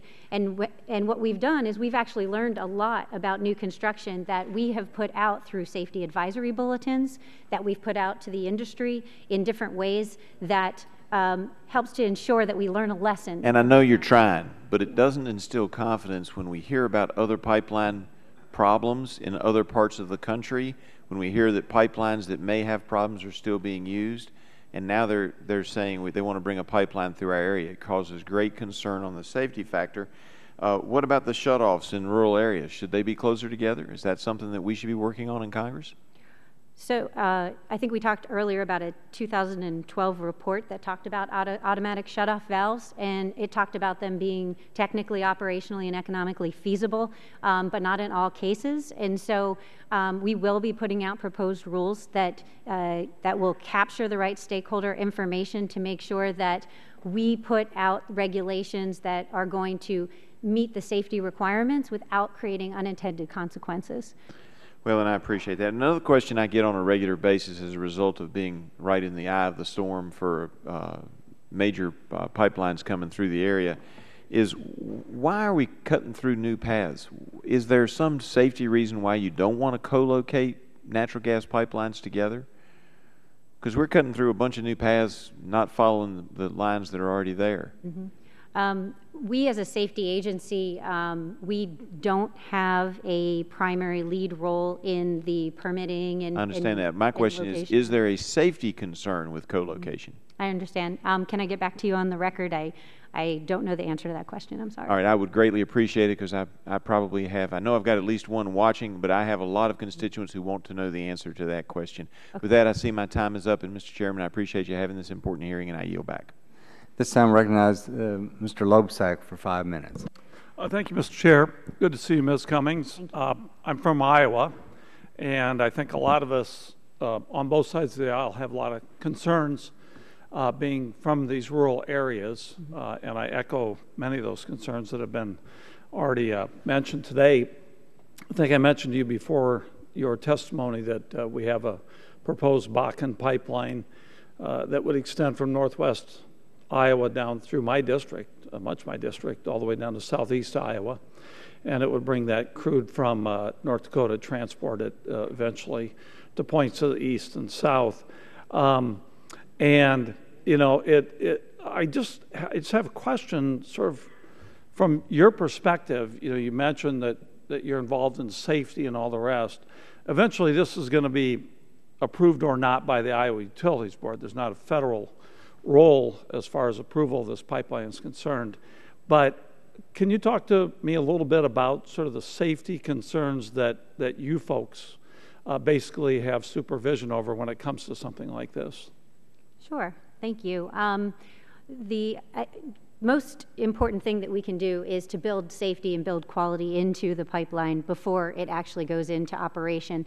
And so the requirements in our regulations for new construction, a lot of them are prescriptive. So they're looking at things like the material in the weld and making sure that they're properly installed by qualified people to install them. We also require a hydro test to make sure that before the pipeline goes into operation that it's safe and that there are no leaks. We would encourage in new construction pipeline to do inline assessments and to really understand the attributes of the pipeline so that when integrity management principles are applied to that pipeline, that there's a baseline that they can use going forward to look at trends and to be able to identify that risk. And our goal is to prevent pipeline failures, and integrity management and risk management and inline assessments and other assessments are the way that we do that. So as the regulations currently exist, encourage is the best word that you can use at this point? On the hydro test and on the other requirements, those are prescriptive, those are requirements. We've shared information. There's information available in partnership with industry on best practices. And when we identify issues that we see are common across different new construction, whether they're directly applicable to our prescriptive regulations or whether they're best practices, we have ways that we can share them with our stakeholders to make sure everyone's aware through safety advisories or through workshops. Because I think that's one of the big concerns that I'm hearing expressed throughout my district is the whole safety issue, leakage, all those things. And if in fact the Iowa Utilities Board does approve this pipeline, I'm going to want to make sure that my constituents get the best information possible. Opponents to this are never going to be convinced this thing is going to be entirely safe. But using the word encourage doesn't give me a lot of confidence when I go home and then say to them, well, you know, the regulators are telling me they're going to encourage folks to do this or that. So I would hope that there would be something much stronger than that in the regulations. And I do want to, of course, agree with folks here today who've expressed concerns that, you know, we haven't seen the final rule making actually done yet for a number of these things, and just want to encourage you, obviously, to use that word because that's all I can do to make sure that we finish this up. I have one other question having to do, I don't think it's been brought up yet today. I served on the Armed Services Committee for 8 years, traveled overseas quite a lot. I'm not on the Homeland Security Committee, but you know, I have a map, an alleged map at least, of pipelines that are in Iowa.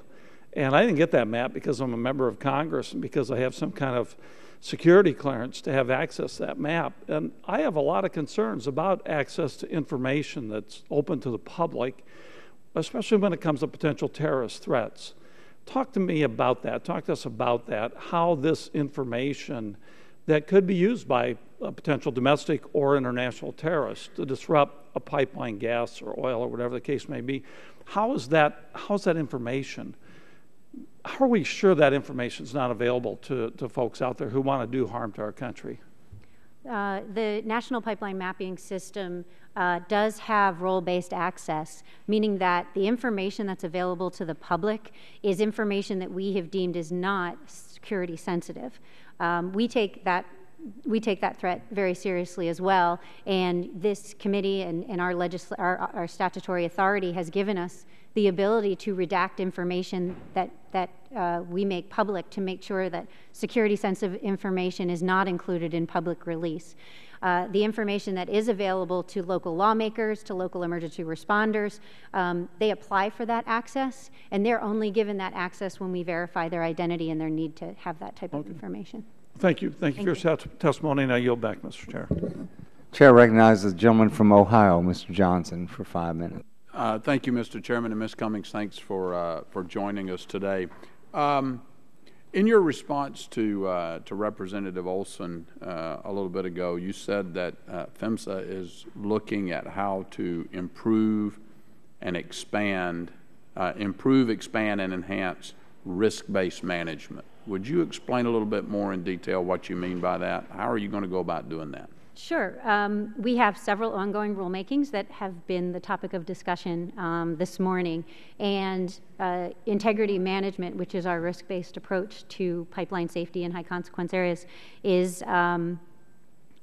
relies on that risk-based approach. And those rules are going to be proposed to expand where we are using those risk-based methodologies, meaning on the percentage of pipeline that we're looking at to apply those integrity management principles where it makes sense, and also to improve integrity management. I mentioned that in September, we're going to be holding a workshop, and we're going to be bringing in folks from across different industries, such as aviation, the energy industry, other nuclear, for example, who use risk-based approaches and look at how they model risk, because in order to mitigate the proper risk, in order to avoid a pipeline failure, you need to be identifying the right risk, assessing that risk, and then mitigating it properly for your pipeline. And so those are some of the examples of ways that we're going to be improving integrity management, both internal to PHMSA and our oversight, but also integrity management in the industry. Are you including cost in that analysis and in the improvement effort? And are you having difficulty in incorporating cost into a risk-based regulation?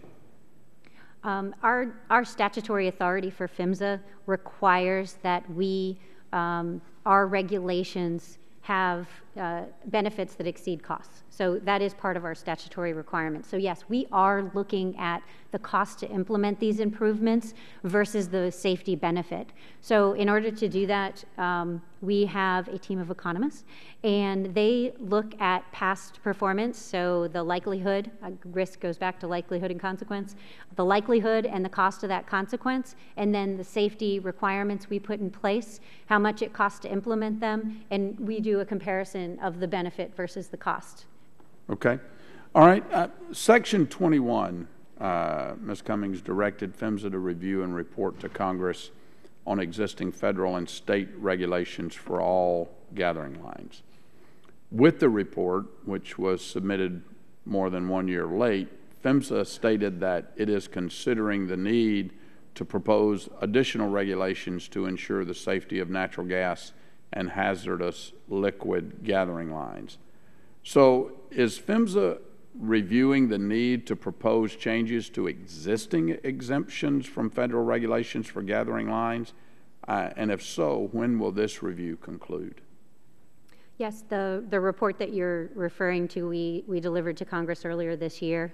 And what we found is that some gathering lines have the same attributes as transmission lines as far as size and amount carried. And so as a result of that report, we are looking at our regulations, and we expect to propose in our future rulemaking proposals in the near future to look at how we can capture more information about gathering lines, as well as what parts of our regulations should be applied to gathering lines based on what we learned in that report. Okay. All right. Mr. Chairman, I yield back. Gentleman yields back. This time recognizes the gentleman from Maryland, Mr. Sarbanes, for 5 minutes. Thank you, Mr. Chairman. Thank you for being here. Can you give us a sense of how much pipeline infrastructure overall is within the jurisdiction of your agency? Kind of describe that. Sure. briefly. There are 2.6 million miles of pipeline in the nation. While we, as a federal regulator, we issue regulations across the entire nation for those pipelines. From an oversight and enforcement perspective, we partner with the states. So the states actually oversee 80% of those 2.6 million pipelines. We enforce and oversee 20%. But the states are very close partners of ours. We provide them with training, certification, as well as grant funding. And we provide them mentorship as well. So do you consider, I mean, your direct oversight is with respect to 20%, but presumably you consider yourself as having oversight responsibility with respect to the 100% acting in partnership? Correct, in partnership with our states. Yeah. And can you give me a sense of the actual amount of FTE or sort of what the capacity of your compliance and enforcement staff is within your agency specifically? Sure. We're very grateful that this year our 2015 budget enabled us, gave us the funding we needed to hire 109 new people into the pipeline part of our organization. Our field staff, prior to that influx of new people, was about 135 people. We're bringing in that 109 new people, so we are almost doubling our enforcement staff with the positions that were appropriated, the funds that were appropriated this year for new positions. So we have, in the past, I would say, if you're looking at legacy, 135 or so positions. In any event, I would imagine that you have some reasonable expectation that the industry, the pipeline industry itself, will come with kind of a good faith commitment to meeting the standards that apply to it. Nevertheless, we've seen companies like the Plains All-American Pipeline and others that don't have a great track record when it comes to putting these kinds of things in place and adhering to them. And I was wondering what your thoughts might be on ways to create more accountability within the industry itself, within these companies, so that the sort of compliance and accountability arm within those organizations has a heightened sense of responsibility.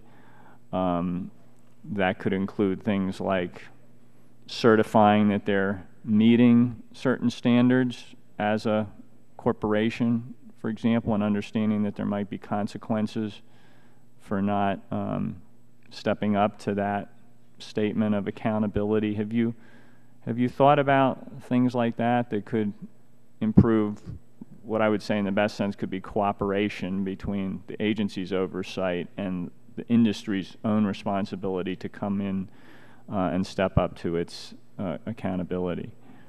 Absolutely. An operator is 100% responsible for the safety of the pipelines that they operate, and they do so under our enforcement and under our guidance and regulations. One thing that we at PHMSA were happy to see is in the last week, API released a safety management system best practices document that really was the industry coming together and looking at a tool, safety management systems, that has been successful in other industries. And it would take sort of the things we've been talking about today about integrity management being risk-driven and really take that to another level. So I think that industry, I believe that the industry is responsible for safety. I think that they know they're responsible for safety. This is a great step that they took in partnership with us. We were on the teams putting this together.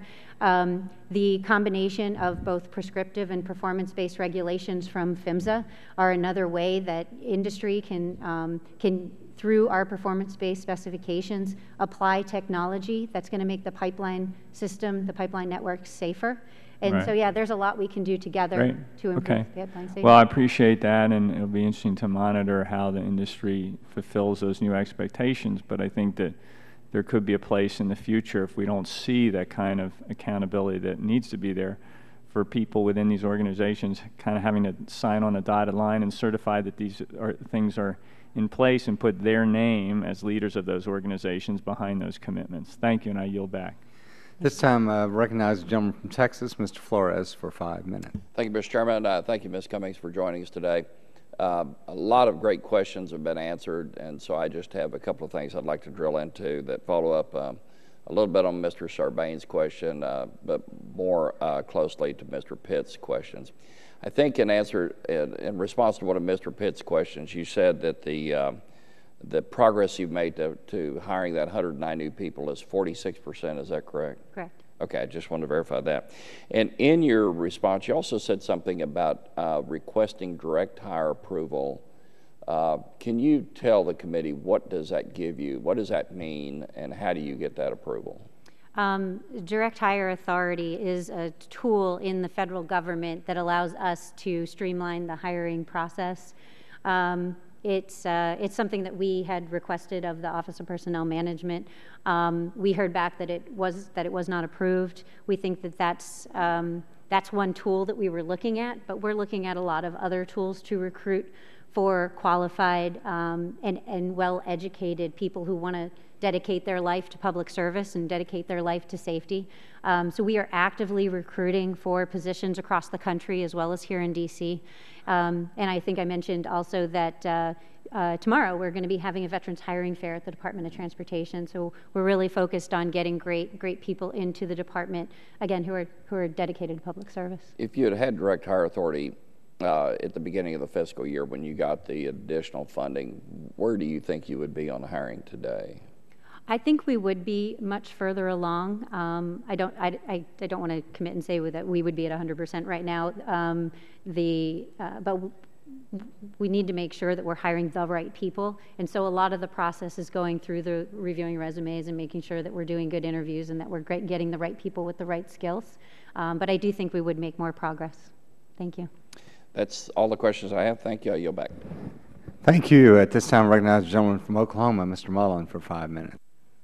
Thank you, Mr. Chairman, and thank you, Ms. Cummins, for being here. You know, a lot of talk has been obviously on the pipelines, and yet the pipelines still provide the best option to provide the resources we're needing to ship across this country from Part A to Part B. In fact, 99.9% of all of it in the pipelines, be it natural gas or oil, it gets to its destination with 0 incidents. Without question, it is a vital part of the infrastructure and a competitive advantage we have in this country for our energy rates being at the level, at the low level that they are. And what we're talking about right now is going back to 2011 when there's 17 mandates that haven't been implemented. And we've talked a lot about that. But I don't know if we've really spent the time about the industry itself. See, as a business owner, the biggest problem we have is understanding where the regulatory environment is going. And it's certainty that we're needing. It's understanding of what are we going to have to comply with. When we're bidding a job, we've got to understand what our cost is going to be. And since we've been waiting for 4 years for PHMSA to implement these, it's creating a tremendous amount of uncertainty of knowing where the industry can go. We know we're going to have to start building some pipelines in a serious way. I mean, as this administration's war on coal continues, we're going to have to get a lot more pipelines in the ground to provide the resources we're going to have. And ma'am, the position that you're in is kind of in question. I mean, you're filling in a position, and I commend you for that. Thank you. But are you capable right now to steer PHMSA? PHMSA, correct. PHMSA in the right direction? Are you able to make those decisions, or are you guys going to be sitting there waiting for the next administrator to be assigned to you? The president nominated Marie-Therese Dominguez, and Right. we are anxiously awaiting her confirmation. She is serving right now as the deputy administrator at PHMSA. The career staff, the entire operation at PHMSA is fully dedicated to achieving these mandates, and regardless of the fact that we're in a transition, does not stop those career employees, that workforce, from every day dedicating their time to safety and to completing these mandates. Then why haven't they been completed? I mean, when the president puts out an order, it's done. I mean, we seem to implement very complicated, in fact, some regulations that's not even obtainable, and we're already enforcing them. And we're talking about setting 17 mandates back from 2011. And look, I'm not pushing for them to be there. I'm just saying that either tell the industry you're moving 40 or not, or say that, hey, we're going to take the best practices that you guys have already put in place, which this might be an idea. What you guys have done, you've improved safety in a tremendous amount so far on your own. The industry has on their own. Maybe we take their best business practices and say, we're going to take this and apply this, and we're going to see how it moves forward, rather than keeping the industry in limbo. And I understand, ma'am, you're doing the best you can, but we are talking about an industry that is a vital resource that we have inside the United States, that provides the infrastructure and the resources that all of us use. I don't care what side of the aisle you fall on fossil fuels or not. You use them.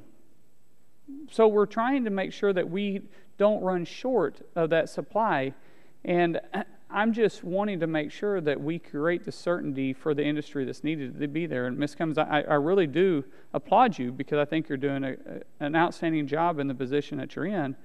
But I want to make sure that the industry isn't held hostage at this time too. So thank you for being here, and thank you, Chairman, for holding this important meeting. Well, thank you, and that concludes the questions except for mine, and I'm going to recognize myself for 5 minutes. But Ms. Cummings, also I want to thank you for being with us and addressing the concerns of the committee. Thank you. And I think it's quite obvious to everyone that one of the major concerns is that this act was adopted in 2011, reauthorized, and we got 16 mandates that really have not been addressed. And Mr. Mullen, I think, made an important point in his remarks, and that is that these pipeline companies, as they are involved in maintenance, constructing new pipelines, making improvements, the uncertainty of what's going to happen in these areas does present some problems for them. And I don't think any of us can say with certainty that the fact that these 16 mandates have not been put in a regulation had anything to do with these spills. We don't know that. But, you know, one conclusion we can come up with, and we know for a fact that you all cannot do any of your regulations. You can't make them final without a sign-off of OMB. They have to be involved in that process. And every agency in Congress, we all have our priorities. And I think everyone recognizes that the priority for this administration is the Clean Energy Plan. And that's a priority for OMB. And EPA has been super aggressive in that area. And one conclusion that we can come up with is that IMSA and the regulations coming out of your agency is not the same priority as the Clean Energy Plan in this administration. Now, I'm not going to ask you to address that, but that's a conclusion, a logical conclusion that we can come up with. So I want to thank you once again. We look forward to working with you as we move forward, and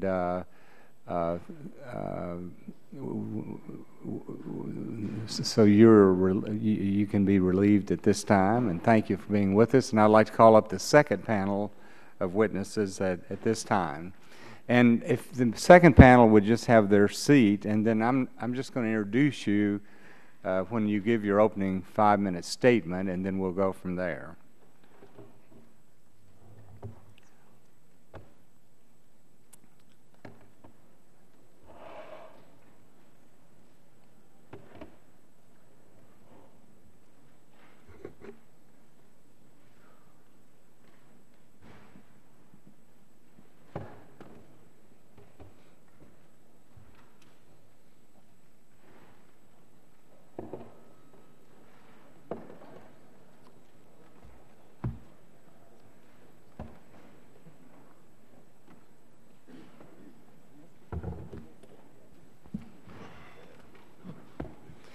Okay, our first witness today is Mr. Stan Wise, who is a commissioner with the Georgia Public Service Commission, and he's going to be testifying on behalf of the National Association of Regulatory Utility Commissioners. Mr. Wise, thanks very much for being with us, and you'll be recognized for 5 minutes, and we just ask you to turn the microphone on and just kind of watch when the red light goes on, then your time has expired. But thanks for being with us, and you're recognized. Well, good morning, Mr. Chairman and members of the committee.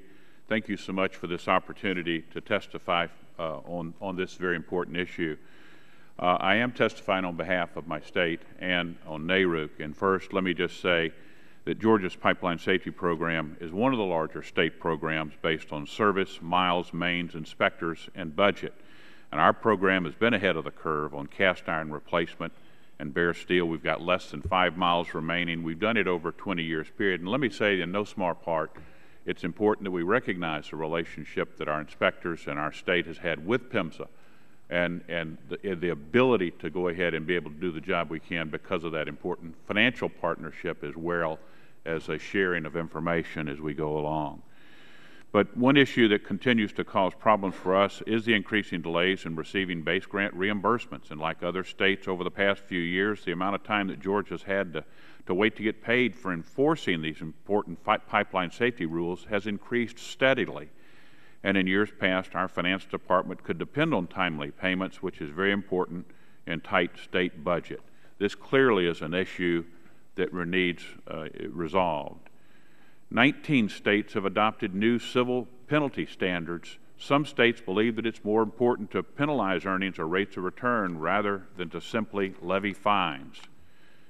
We also believe that the state damage prevention issue prevents some states from participating in the program and are eligible for state one-call and preventive grants because of state law.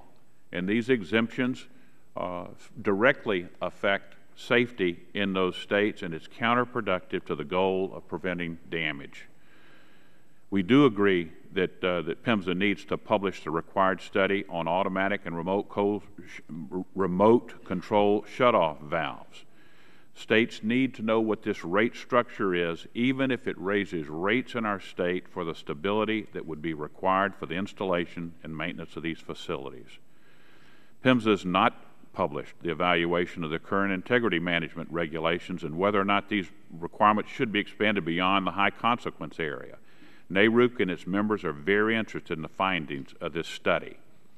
High consequence areas, and PHMSA has not updated the national pipeline mapping system to include the identification of high consequence areas. On leak detection, PHMSA has produced a report, but not yet published the notice of proposed rulemaking. The language in the 2011 Act has caused financial difficulties in the states, which I referenced specifically to Georgia, and they must issue waivers for the 36 more states each year.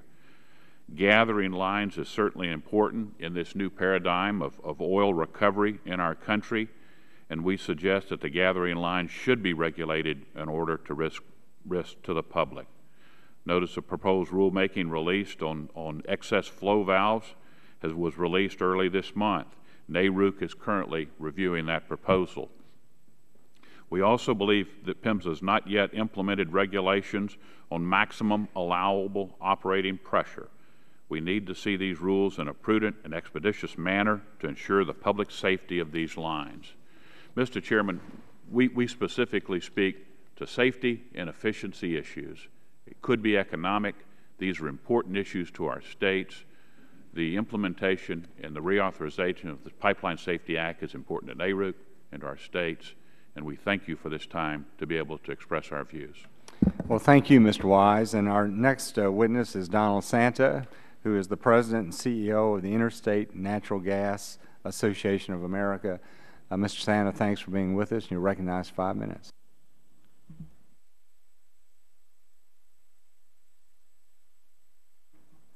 Good afternoon, Chairman Whitfield and members of the subcommittee.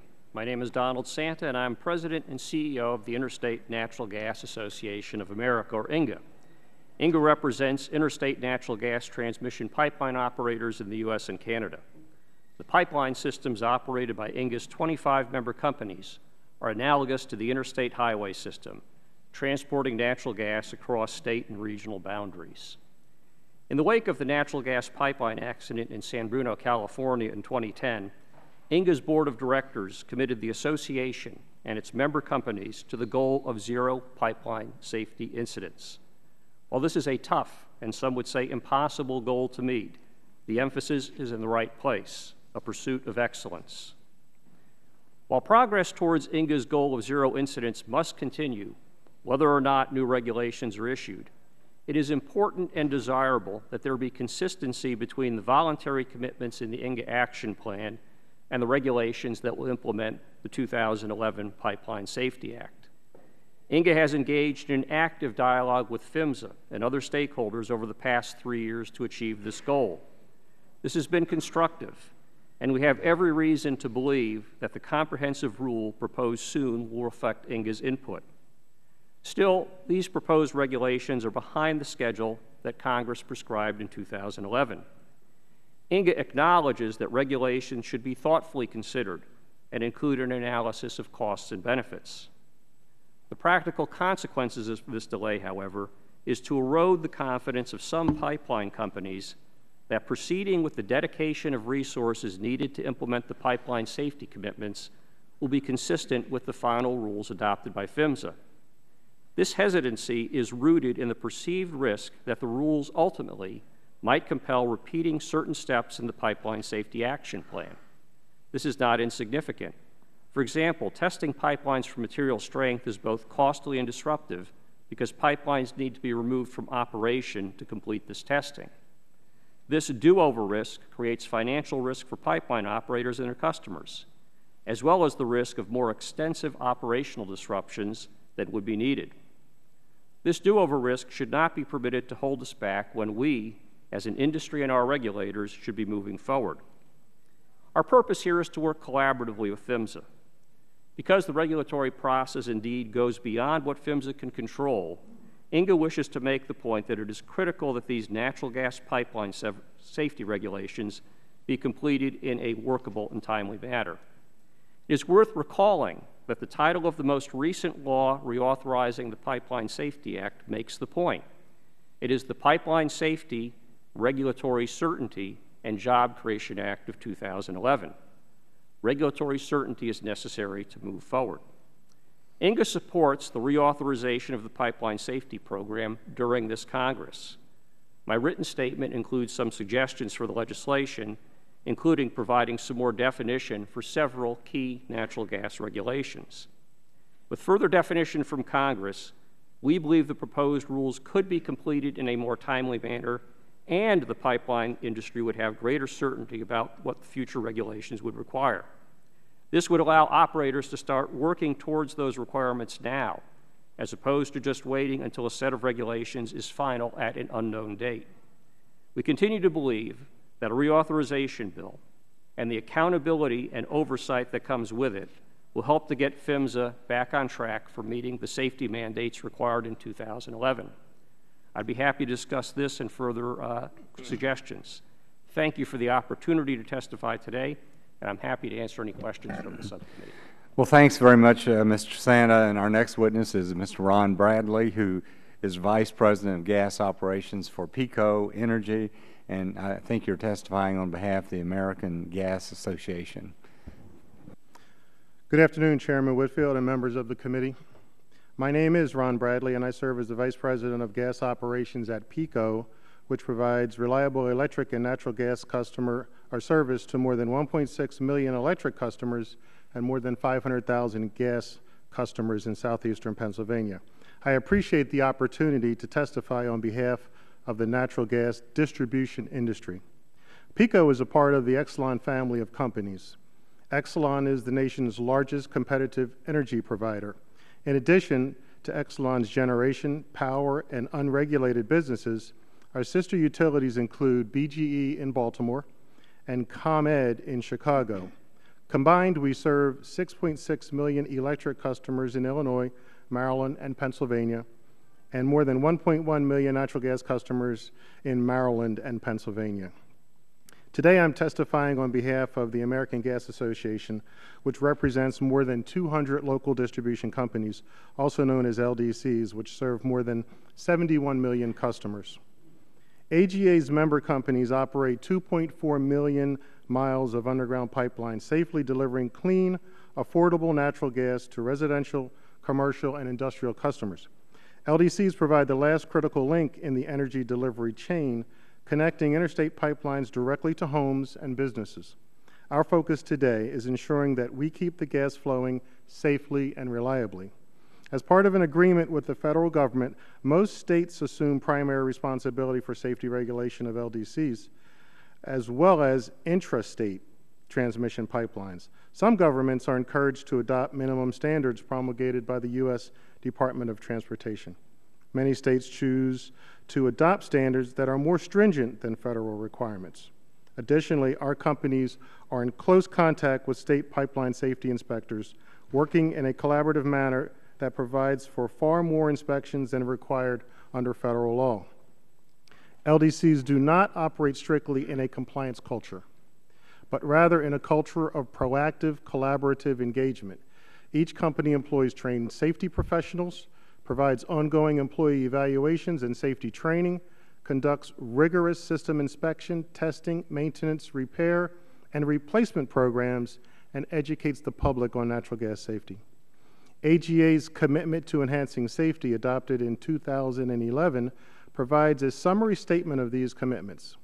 The association has also developed numerous pipeline safety initiatives focused on raising the bar on safety, including peer-to-peer reviews and best practice forums that share best practices and lessons learned throughout the industry. Each year, LDCs spend approximately $19 billion on safety, half of that on our voluntary activities. This number continues to escalate as work commences on newly approved accelerated pipeline replacement programs. The Pipeline Inspection, Protection, Enforcement, and Safety Act of 2006 and the Pipeline Safety, Regulatory Certainty, and Job Creation Act of 2011 both outline several programs that help continue to improve the safety of the industry. AGA member companies have implemented aspects of these programs either through DOT regulation or voluntarily. However, many of these programs are in their infancy in terms of implementation, and we encourage Congress to allow these programs to develop and mature. In the case of unanimously passed 2011 Act, we dealt with a number of key issues. Several of the required regulations have yet to be finalized. Progress is being made, however, and thus we believe it would be premature to make changes to the law at this time. For instance, the industry is experiencing significant uncertainty regarding PHMSA implementation of maximum allowable operating pressure and the integrity verification programs. We are prepared to act, but regulatory certainty provided by implementation of regulation would be beneficial to the industry and customers alike. Layering new laws and regulations onto companies before existing regulations have been finalized and given a reasonable amount of time to work is likely to create uncertainty that undermines our shared safety goals. PHMSA has issued a number of significant guidance documents, released the results of congressionally mandated study on leak detection, and created a database to track progress in replacing cast iron. With regard to replacement of cast iron, the quantity of these mains continues to steadily decline, making up less than 3% of total mileage. There are 29,358 miles of cast iron still in use, and the industry estimates it will cost $83 billion to complete that. We applaud the committee's focus on the common goal to enhance the safe delivery of this vital energy resource, and I'm pleased to answer questions on these topics and other topics you may have. Thank you, Mr. Bradley. And our next witness is Mr. Andy Black, who's the President and CEO of the Association of Oil Pipelines, and he had many productive years here at the Energy and Commerce Committee. And welcome back, Mr. Black, and you're recognized for 5 minutes. Thank you, Mr. Chairman. Members, I'm Andy Black, President and CEO of the Association of Oil Pipelines. Is the microphone on? Yes, sir. Can you hear me better? I'm also testifying on behalf of API. We represent transmission pipeline operators that deliver crude oil, refined products like gasoline, diesel fuel, and jet fuel, and natural gas liquids such as propane. Our U.S. pipelines extend 192,000 miles, safely delivering 14.9 billion barrels of crude oil and energy products a year. Pipelines play a critical role in delivering energy to American workers and families. Americans use the energy our pipelines deliver in their cars and trucks to work or drive on the job. Farmers use propane for rural heating and crop drying. American workers use raw materials like ethane for their good-paying manufacturing jobs. Pipelines are an exceedingly safe way to deliver the energy America needs. The average barrel of crude oil or petroleum products reaches its destination safely, greater than 99.999% of the time.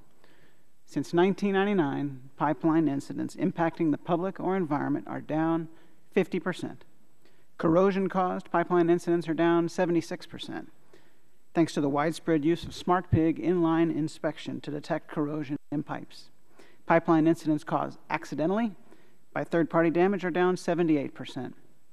But even with these improvements in pipeline safety over the last 15 years, we know today we need to keep improving pipeline safety further and are committed to doing so. Last year, Liquids pipeline operators spent more than $2.2 billion evaluating, inspecting, and maintaining their pipelines. The spending shows that we are expending a great amount of resources to make pipeline incidents even rarer. I would like to share with you a number of the industry-wide efforts we have underway to improve pipeline safety. 2 years ago, Liquid pipeline operators launched the Pipeline Safety Excellence Initiative. It includes shared pipeline safety principles, such as the goal of zero incidents. Pipeline Safety Excellence also embodies the work of nearly a dozen industry-wide groups to improve pipeline operations and safety. We're funding research and development on new and improved ILI SmartPeg technologies, developing new best practices to detect and respond to potential cracking in pipes, improving leak detection program management, and ensuring pipeline construction quality management. Strategic initiatives reflect review of safety performance data and lessons learned from pipeline incidents to make safety improvements. While results of the recent California release are not yet available of the investigation, we look forward to understanding the root causes of that incident and addressing any recommendations for safety improvement industry-wide. Our strategic initiatives also reflect lessons from safety investigators and address the recommendations of the NTSB and advisories from PHMSA. One of our most recent safety successes that PHMSA Executive Director Cummings mentioned is a new tool to manage comprehensively and holistically all of the different pipeline safety activities across a company, API Recommended Practice 1173. The NTSB recommended we develop this best practice for pipeline safety management system after the 2010 Marshall, Michigan pipeline release. We embraced NTSB's recommendation and worked together with PHMSA, state regulators, natural gas pipeline operators, and process safety experts over a stretch of 2 years to reach agreement on this important advance in pipeline safety. Over that time, we consulted with safety experts within other industries successfully using safety management systems to improve safety in their sectors. Our members are now planning aggressive implementation of this pipeline safety management system recommended practice because of the opportunity we have to improve pipeline safety industry-wide. Another success story is the work of our emergency response team. Local fire and police departments, especially volunteer departments in rural locations, told us they just didn't have the resources to obtain pipeline-specific emergency response training. We responded to this need by bringing pipeline training to them free of charge through an online course. This and other pipeline emergency response tools can be reached through the website pipelineemergencyresponse.com. For these efforts, I will proudly travel later this month to Nashville in the annual meeting of the National Association of State Fire Marshals to receive their Norm Mineta Excellence in Transportation Safety Award. Presented this year to API and AOPL jointly for the work of our emergency response team, this award is given annually to an individual or team that has made a significant and lasting contribution to the safety of people, products, and materials in transit. Through this award, state fire marshals recognize individuals and teams that have encouraged transportation safety standards above what is required and have worked to ensure the safety of emergency responders. As you can see, there's much work underway to improve pipeline safety performance. Thank you for the opportunity to testify. Thank you, Mr. Black. And our next witness is Mr. Carl Weimer, who's the Executive Director of the Pipeline Safety Trust. Thanks for being with us, and you're recognized for 5 minutes. Good afternoon, Chairman Whitfield and members of the committee. Thank you for inviting me to speak here today. The Pipeline Safety Trust came into being after a pipeline disaster that occurred in 1999. While prosecuting that incident, the U.S. Justice Department was so aghast at the way the pipeline company had operated and maintained their pipeline and at the lack of oversight from federal regulators that they asked the federal courts to set aside money from the settlement of that case to create the Pipeline Safety Trust as a watchdog organization over both the industry and the regulators. We have been trying to fulfill that vision ever since. Reviewing the implementation of the 2011 Pipeline Safety Act is somewhat difficult because of the many required reports and changes to the regulations have yet to be produced. The slowness of the reporting and rulemaking process seems at odds with the public proclamations of concern and action from the administration. While many are frustrated by this slow progress, it is difficult to know exactly where to lay the blame. PHMSA is partially to blame since they have been slow to produce the required reports and regulation, but they have also been clear with Congress for a number of years now that they lack the resources needed to complete their mission in a timely manner. We also have noted that many times regulations and reports once produced by PHMSA get significantly delayed by the Secretary's office itself or by the White House's Office of Information and Regulatory Affairs. It would appear there is plenty of blame to be shared for the slowness in implementing many important pipeline safety initiatives. Even with the slowness and delay, progress has recently been made as evidenced by the reduction in the number of pipeline failures that involve both injuries and death to all-time low levels. Unfortunately, at the same time that the number of failures that injure people has been decreasing, the number of significant failures that dump products into the environment and damage property is increasing, as dramatically shown by the recent spill of crude oil into the ocean near Santa Barbara, and the second spill in just a few years of crude oil into the Yellowstone River. This increase in the overall significant failure rate shows that while the focus today may be on PHMSA, ultimately the companies that own and operate these pipelines are the ones that need to be held responsible for their failures. PHMSA has in play a number of significant rulemakings that may very well address many of the key issues that were asked to address in 2011 Act. Expansion of integrity management, leak detection, automated shutoff valves, gas gathering lines, excess flow valves, depth of burial of stream crossings, and verification of maximum allowable operating pressure. We say these issues may be addressed because at this point we really don't know. While PHMSA has started the rulemaking process for many of these issues, for the most of these items, no actual rule or proposed rule has been produced. Some of these efforts started well over 4 years ago, and the exact nature of the holdup is unclear. We ask that you help break this logjam of delay, and if that is not possible, Congress should include these specific rules in the statute as part of the upcoming reauthorization. Congress also asked for non-rulemaking studies and actions in the 2011 Act, which also have not been accomplished.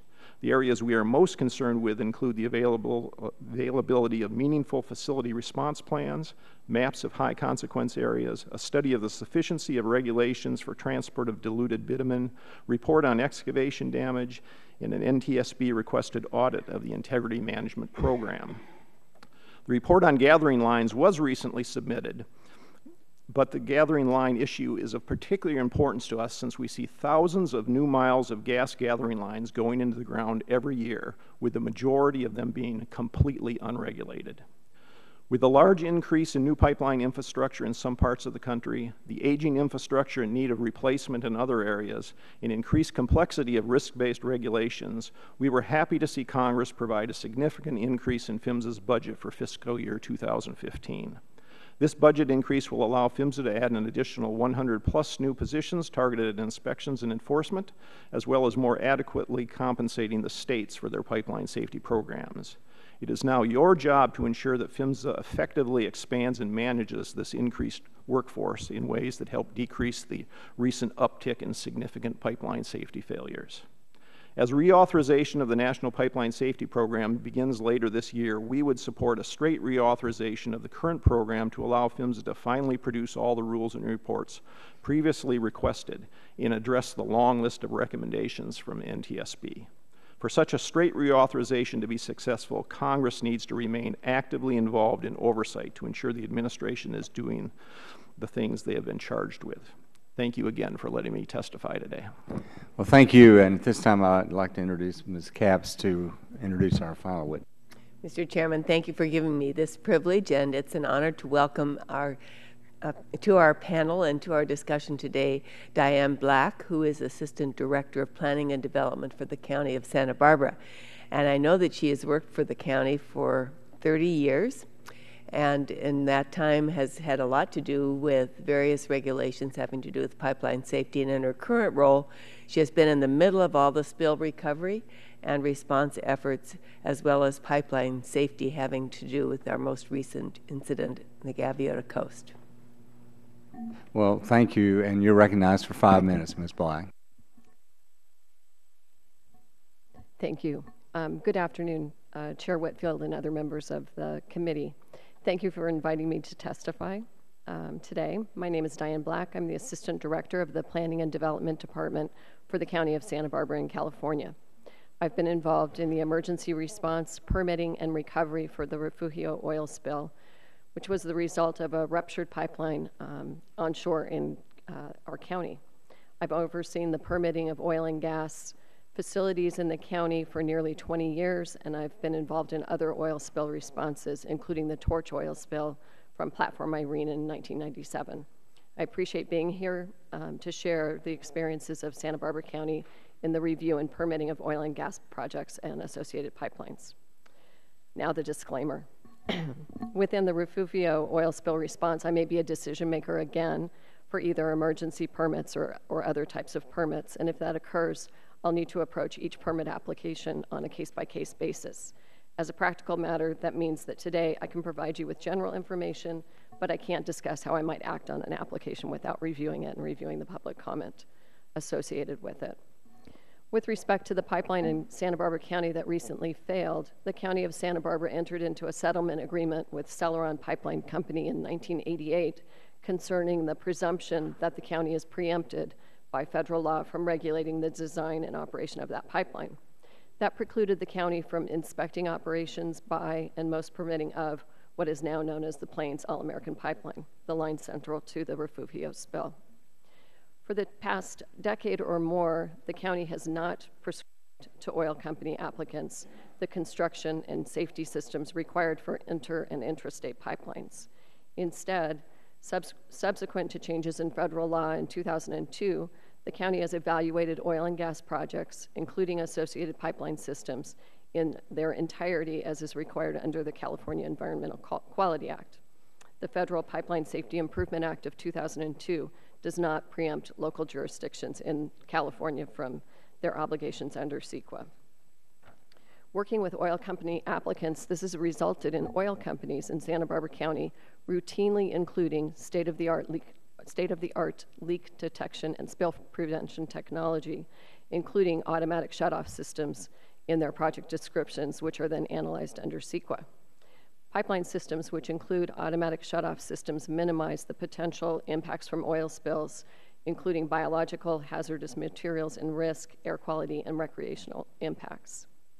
Within the CEQA process, the County of Santa Barbara does not dictate what equipment oil companies must use in their pipelines in order to minimize impacts from oil spills. Rather, it is the oil companies themselves, through their own engineers, who determine what technology to build into pipeline projects in order to minimize impacts from spills. Automatic shutoff systems rely on pipeline sensors which detect changes in the pressure and flow, which indicate when there may be a problem in the pipeline. When pressure or flow anomalies are detected, the system automatically shuts down the pumps and valves associated with the pipeline to limit the potential release of oil. Automatic shutoff systems are distinguished from remotely operated systems by the fact that automatic shutoff systems do not require human action, decision-making, or intervention to shut down the pipeline system. In other words, there are preset parameters which, if triggered, result in the pipeline system being automatically shut down without any human action. To be clear, the Plains All-American Pipelines, both 901 and which was the subject of the spill, and 903, to which it connects, do not have automatic shutoff systems. With the exception of the Plains pipelines, all of the major transmission pipelines in the county are equipped with automatic shutoff systems. These include all the pipelines that transport oil and gas from the offshore platforms to facilities in Santa Barbara County, and you can see those on the map that I provided for the record. Additional pipelines within the county that are equipped with automatic shutoff systems include, the map that's on the screen, include Line 96, which transports oil from the Elwood onshore facility to Las Flores Canyon, Line 300, the onshore length of the pipeline from Platform Irene to the Lompoc Oil and Gas Plant and on to the Santa Maria Refinery, the Sisquoc Pump Station, which transports oil from the Sisquoc Pump Station to the Santa Maria Pump Station, and a permitted but not yet constructed pipeline in northern Santa Barbara County. Again, all of these automatic shutoff systems were incorporated into the project description for individual projects by oil company applicants prior to environmental review. That concludes my prepared comments, and I'm happy to answer questions. Well, thank you, Ms. Black, and thank all of you for your statements. And I'll recognize myself 5 minutes of questions. Ms. Black, before you came today and listened to the testimony of Ms. Cummings, were you aware that 16 of the 42 safety standards in the 2011 bill had not had final regulations issued? Were you aware of that before? Mr. Chair, I was aware, but only most recently how to become aware of because of this bill, right? Correct. Well, do any of you have any conclusions yourself as to why PHMSA has been not able to complete these safety standards? Okay. All right. Mr. Wise, on gathering lines, I know PHMSA does not require regulations of gathering lines, but some states have decided to regulate those. Has Georgia taken action on that, or? No, sir, because for the most part, we're not the beneficiary of the opportunity to have gathering lines. We're not, right. We're not a fracking state. Yeah. But we do think it's important. And again, as I said in my summary, that it's about safety or efficiency or both. And that if you're going to have pipeline safety, that it's important that gathering lines could and should be included if the states choose to enact that level of regulation. Mr. Santa, do you or Mr. Bradley or Mr. Black have any comments on gathering lines in general?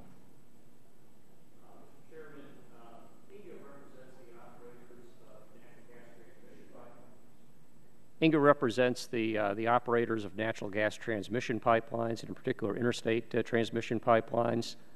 We do not represent the gathering segment of the industry, so probably that question is best directed to those who represent or in that segment. Okay.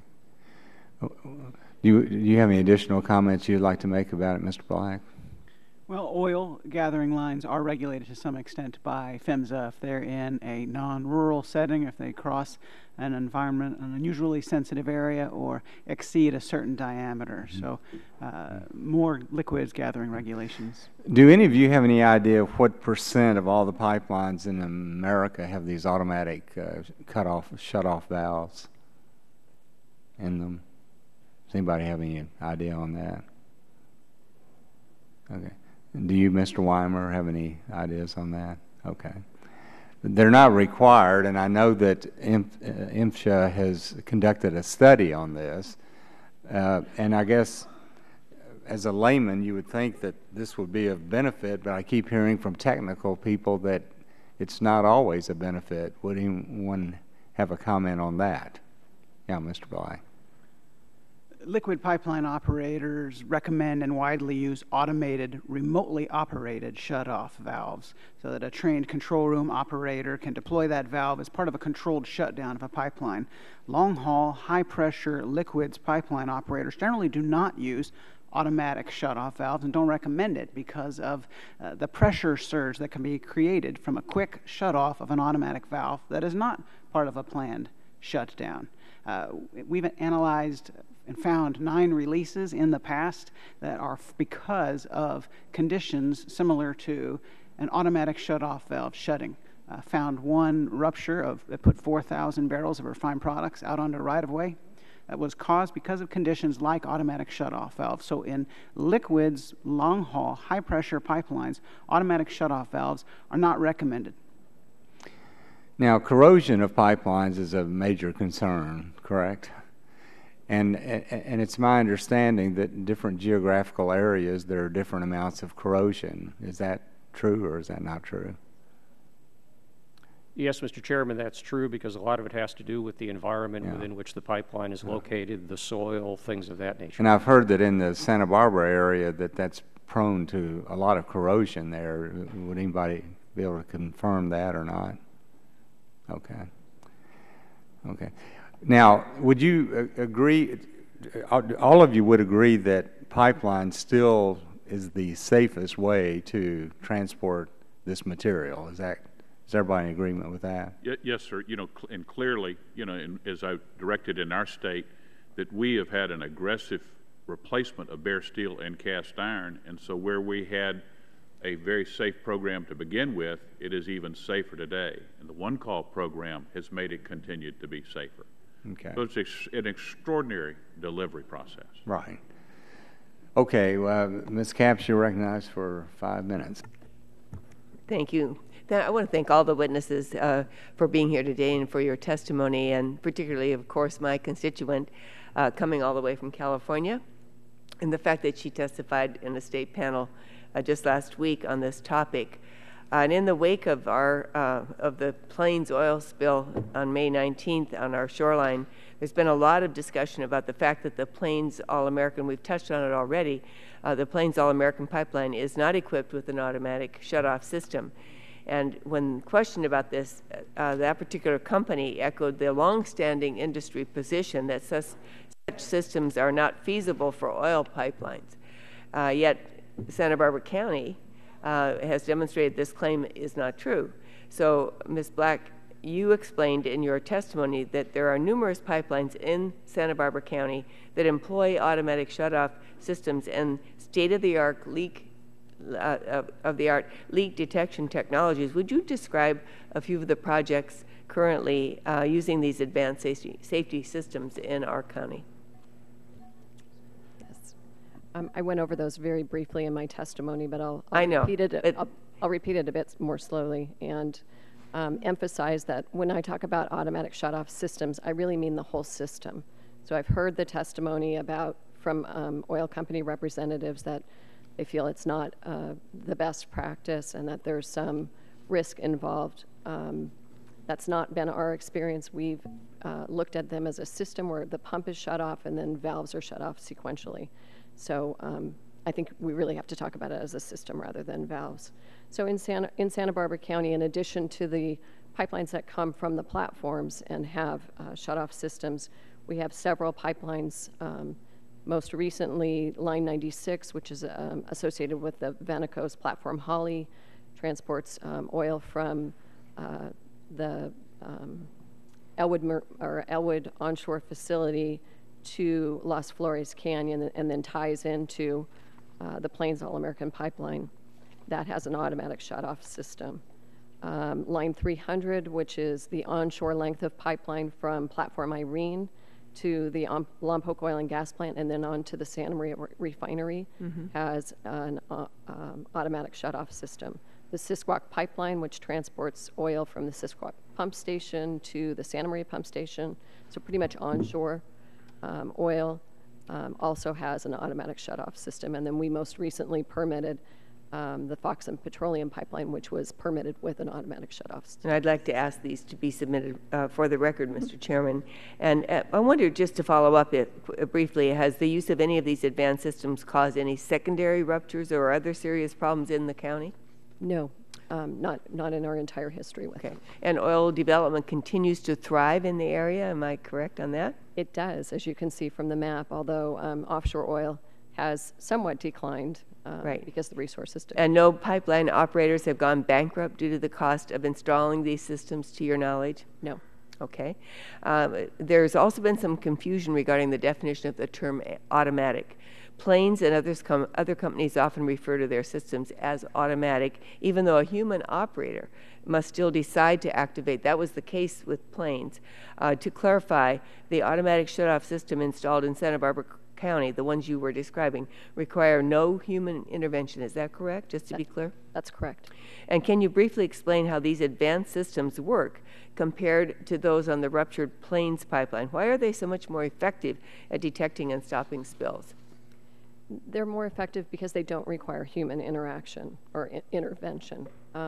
They shut off based upon preset parameters, so an operator isn't having to make a decision that Right. an actual parameter has been reached. Now, here's the other thing, and maybe this goes to CEQA, to our local program. While the local companies technically voluntarily install the more advanced systems, it's clear that the law, both state and federal, have played an important role. Can you elaborate on this? I mean, it's kind of like it sets the standard, and everybody kind of gets on board just because the consequences of not doing so. So there's a self-regulatory agency as well. What is the policy mechanism that pushed these companies to proactively include the state-of-the-art technologies in their projects? Well, the California Environmental Quality Act is a very powerful tool in California. This County of Santa Barbara reviews the whole of every project, whether it's something that's under our direct jurisdiction or not, we review it. And so pipeline companies in Santa Barbara County include in their project descriptions automatic shutoff systems to mitigate upfront the impacts of a potential spill. I've used up my time, Mr. Chairman. Thank you very much. The gentlelady's time has expired, and she yields back. And I'd also like to thank our panel today for being here. It's been very informational. Mr. Wise, I think you were here for the testimony when Ms. Cummings was testifying, and she noted that there are issues with getting information from the states in a cost-effective way. Would you speak to the data you work to provide to PHMSA? I'm sorry, sir? Ms. Cummings noted that there are issues with getting information from the states and in a cost-effective, and getting that information in a cost-effective way. Would you be able to speak to the data that you work to help to provide to PHMSA and their mapping and everything else? In my role as a commissioner, it's a state commission. We believe that our office of pipeline safety is extraordinary, and they do a great job of getting the information that's requested. And when there's an issue, PHMSA relates it to our staff, and that we respond very quickly to that. And so I believe that we have a good working relationship, that they acknowledge the role that we've played in Georgia to have a very safe delivery system. And I would be surprised to hear that, at least in my state, and haven't heard it from the other states, that there's a problem with information coming from the state commissions.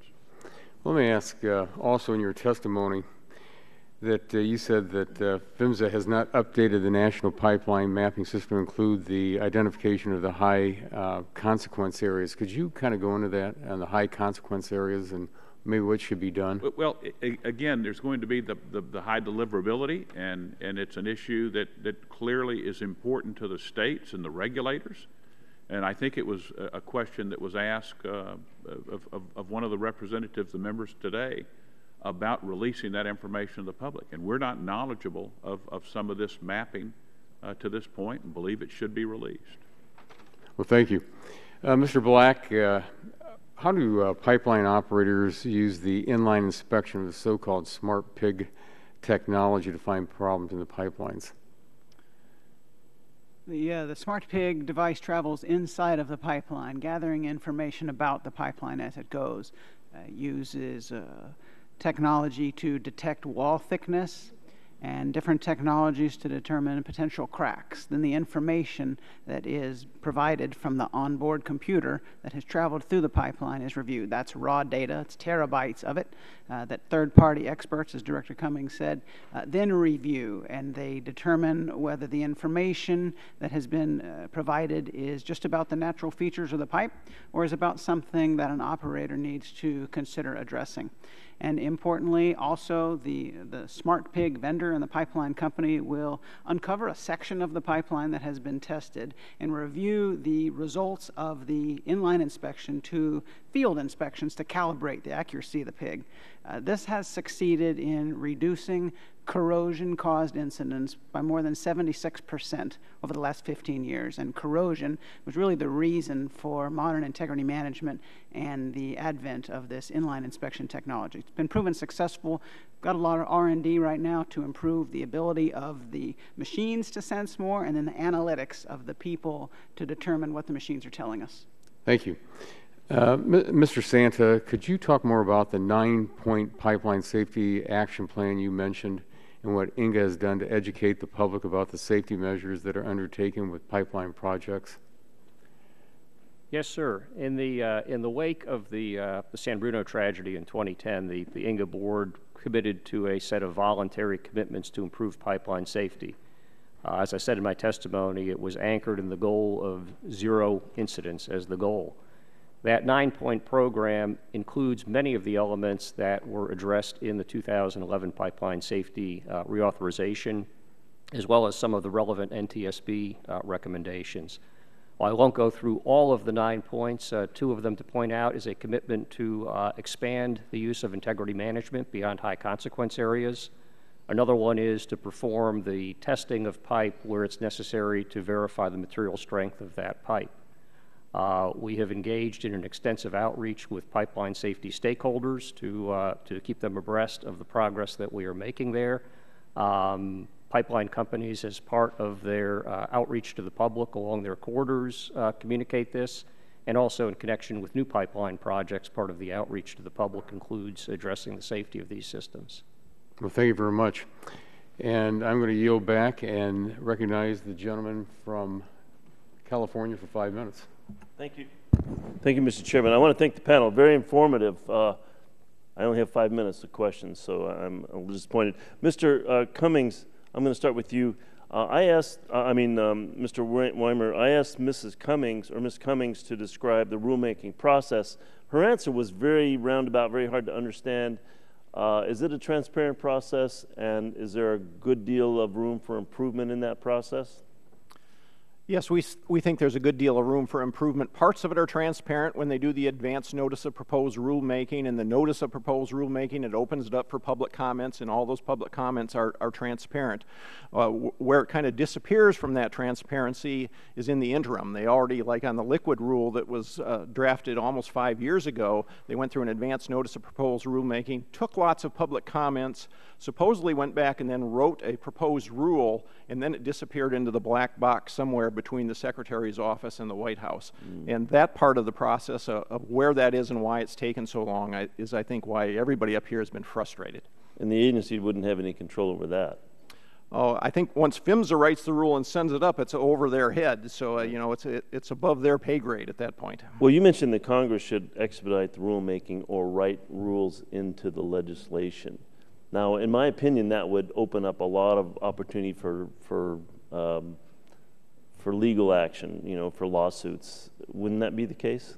Well, I think it's probably wise that you're not pipeline engineers and experts, so drafting rules might not be the best for Congress, but there's instances where that's been very successful. In the 2006 Act, you put a rule right in there for excess flow valves that led to millions of excess flow valves being put on new houses being constructed around the country that the NTSB says has saved lives. So there's a few instances where specific rules that are pretty well clarified can be put right into the statute. Well, thank you. Well, we're seeing an abundance of natural gas production now in this country.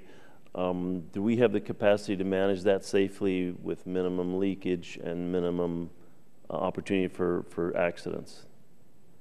Well, I think it's a good step forward, the new budget that PHMSA was giving to hire more inspectors and enforcement folks and to help support the states in that too. I think the piece that's missing is the gathering lines that's been talked about when Ms. Cummings talks about 2.6 million miles of pipelines in this country. She isn't including the 200,000 or 300,000 miles of gathering lines that are completely unregulated in most all states. Okay, thank you. Mr. Black, I'm going to follow up on your smart pig question. Do you think that's the best technology that's out there for inspecting pipes? Of the methods of conducting integrity management, we have found inline inspection or smart pigs to be the best. So now the research projects are about how to make those pigs more capable and to improve our capability to process that information. We find hydrostatic pressure testing to be very helpful when commissioning a new pipeline for understanding if it's ready for operation. Is there any technology out there that you think is going to make it easier or cheaper to conduct testing? Well, it's not getting cheaper to use these. The pigs are getting more specialized. Whereas there used to be one type of pig that did one type of data gathering, now operators are using multiple types of technologies. It means multiple types of inspections or several in the same train inside a pipeline. That's where technology is growing. We're spending a lot of money on research and development in a consortia to try to improve that record further and drive down the number of incidents. Good. Mr. Santa, you mentioned that there's a need for consistency between voluntary actions and rules. How do you find the cooperation between the agency and the private sector? Mr. McNerney, as I mentioned in my testimony, INGA and its members have engaged with PHMSA and other stakeholders following the 2011 reauthorization, and we found that to be a good and productive process. And we believe that our input will be reflected in the rules when they are proposed. By the same token, we need that certainty that comes with those proposed rules. And also, as I noted, given the delays that have occurred and that may well continue, getting some items addressed in the reauthorization we think would be constructive. I just want to say, Mr. Wise, I felt a lot of, or I detected a lot of frustration in your testimony about the unpublished information that's out there, the delays, and I know you don't have time to answer on my 5 minutes, but I certainly appreciate your comments. Thank you, sir. Thank you, Mr. Chairman.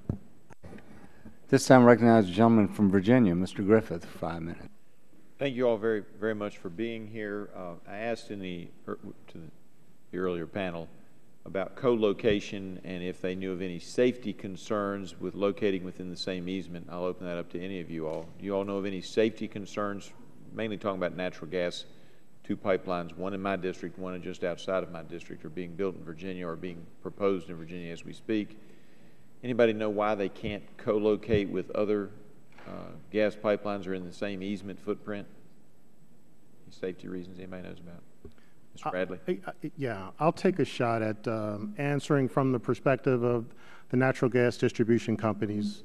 We are in the streets with the water departments, with the sewer departments, and many times our infrastructure went in the same time. So you pick a year, 1950, 1940, so we're back together.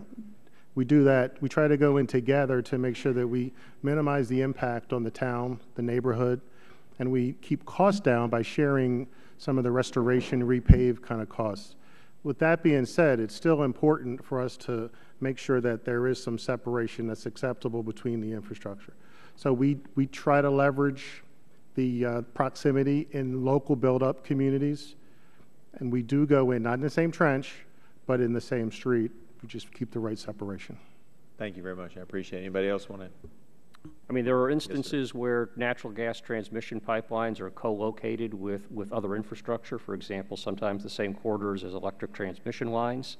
There are issues there that need to be addressed in terms of the cathodic protection of the pipelines and things of that nature, so one needs to be mindful of that. But I think pipeline operators look for opportunities to use corridors that already have been used to avoid the disruption and the effects on the communities and the environment.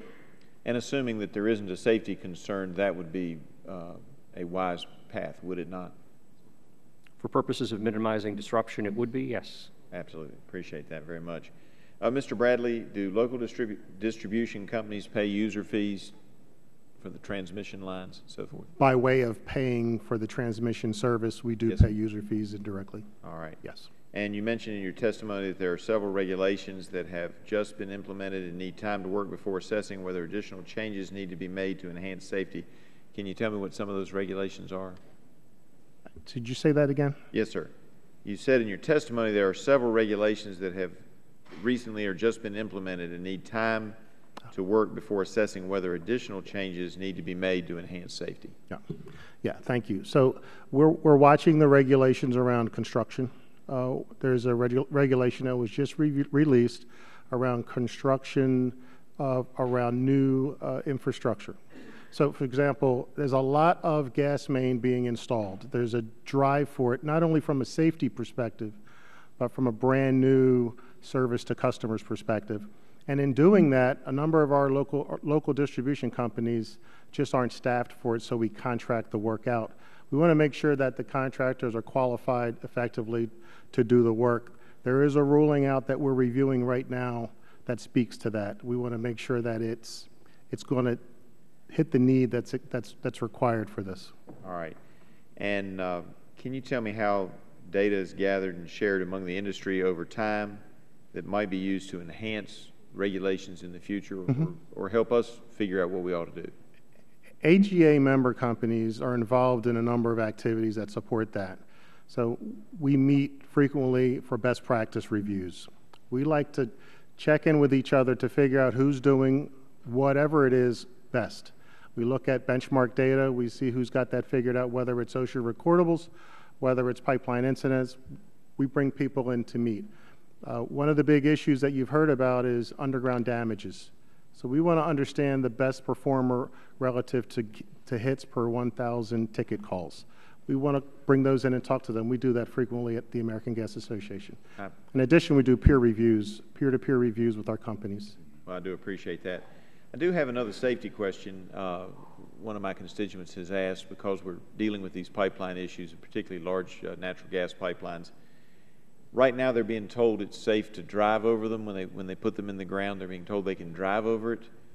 Does anybody know of any reason why that would be a problem? Because a lot of my folks are going to harvest timber once every 35 to 50 years. Would that be a problem for a timber truck to drive over one of these, or a fully loaded cattle truck? Mr. Griffith, I think those kind of issues would be addressed in the design of the pipeline, and there is a very extensive review of that that occurs at the Federal Energy Regulatory Commission, and also as part of that there is the application of the PHMSA pipeline safety rules during that process. So I do not think there's any reason for undue concern about that. All right, I appreciate it very much, and I yield back. Gentleman yields back. This time recognize the gentleman from New York, Mr. Tonko, for 5 minutes. Thank you, Mr. Chair. Mr. Weimer, your testimony points to a recent National Transportation Safety Board report on the integrity management of gas transmission pipelines in high-consequence areas. You list 7 areas that the NTSB identified for improvement in these system requirements. Has PHMSA acted on any of these recommendations at this point? No, they're fairly new regulations, and PHMSA hasn't acted on them. It's another one of those things that may be in some of the regulations they're working on. There was a lot of discussion as the part of the advance notice of proposal rulemaking on both the liquid and the gas side about strengthening some of the integrity management rules. So some of those things may be acted on, but they haven't been acted on yet. Thank you. And there are several major natural gas pipeline projects either proposed or underway that will pass through my given congressional district. These projects are quite unpopular in the communities that will be hosting them, and my constituents have raised a number of concerns about these projects, including the safety of the pipelines and the associated facilities, compression stations as an example. Also, because these projects will pass through small communities, my concern is that they do not come under the high consequence area designation. For anyone impacted by an accident, there is no such thing as a low consequence area. And it sounds as if the integrity management program isn't achieving the additional safety we would all like to see. So what standards, materials, and technologies are available to ensure greater safety of pipelines and their associated facilities? Well, I think the integrity management program has achieved some of the things that it was set out to do, and the recent NTSB study that I had mentioned paints that picture that for some time-dependent flaws like corrosion, it's been pretty successful, and NTSB says that in those rural areas that are not currently covered under integrity management or those high consequence areas, expansion of those types of technologies into those areas would help. The problem they saw was that companies aren't really integrating other types of risks into their integrity management very well. It's helped with some things, but not across the board. Mm-hmm. And your testimony indicates that significant incidents are increasing on pipelines in high consequence areas. And apparently excavation is one of the main causes of significant pipeline incidents. So I gathered from Mr. Cummings' response to my question to her about or Ms. Cummings' response to my question to her about whether PHMSA has accurate and complete maps of pipeline locations, that the answer is no. Yeah, and that's one of the rules they're working on, strengthening that national pipeline mapping system. The current plus or minus factor on a lot of that maps is plus or minus 500 feet. So the pipeline could be, you know, on the other side of the road or a different side of the neighborhood than where it shows on their maps. And to the impacted communities, that's a relevant situation. Right, but the one thing to mention is that those maps should never be used for excavation. You know, if you really are going to go in and dig, you need to call 811 to get a really accurate location of where the pipeline is. And I think it's easy to calculate that the efforts of PHMSA to communicate with local authorities about how to avoid excavation damage is handicapped by that lack of information. Frankly, this is shocking. At a minimum, we should know the location of the existing networks. Would this information help to avoid the problems we are seeing with excavation damage to pipelines?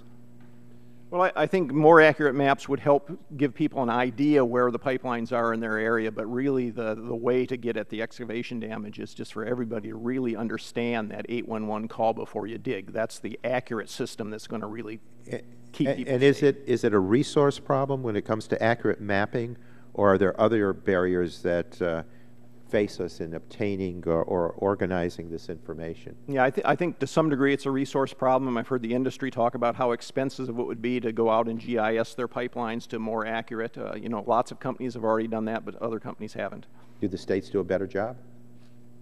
The states, this is really a federal regulation of the NPS mapping, so it falls on PHMSA. Thank you very much. Mr. Chair, I say I've exhausted my time. Thank you, Mr. Tonko. We were waiting for Mr. Green, who I was told was on his way. Mr. Weimer, one other question I would just like to ask you. You had mentioned in your opening statement that the Pipeline Safety Trust was funded originally through the Department of Justice in a court case. I was curious, your funding today, is that through private donations, or how's that done today?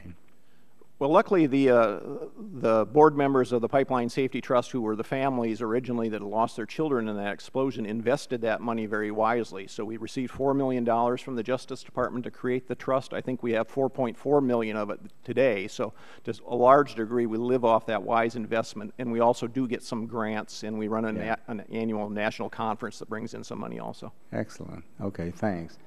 Oh, Mr. Green's appeared. So at this time, I'd like to recognize the gentleman from Texas for 5 minutes. Thank you, Mr. Chairman.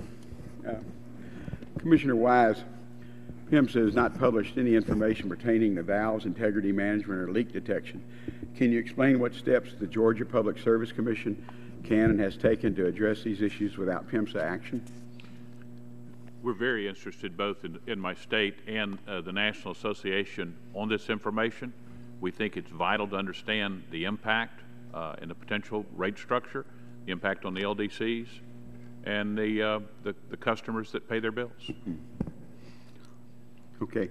In your testimony, you mentioned gathering lines. Can you explain your position on the issue of what PHMSA needs to do to fulfill its responsibilities?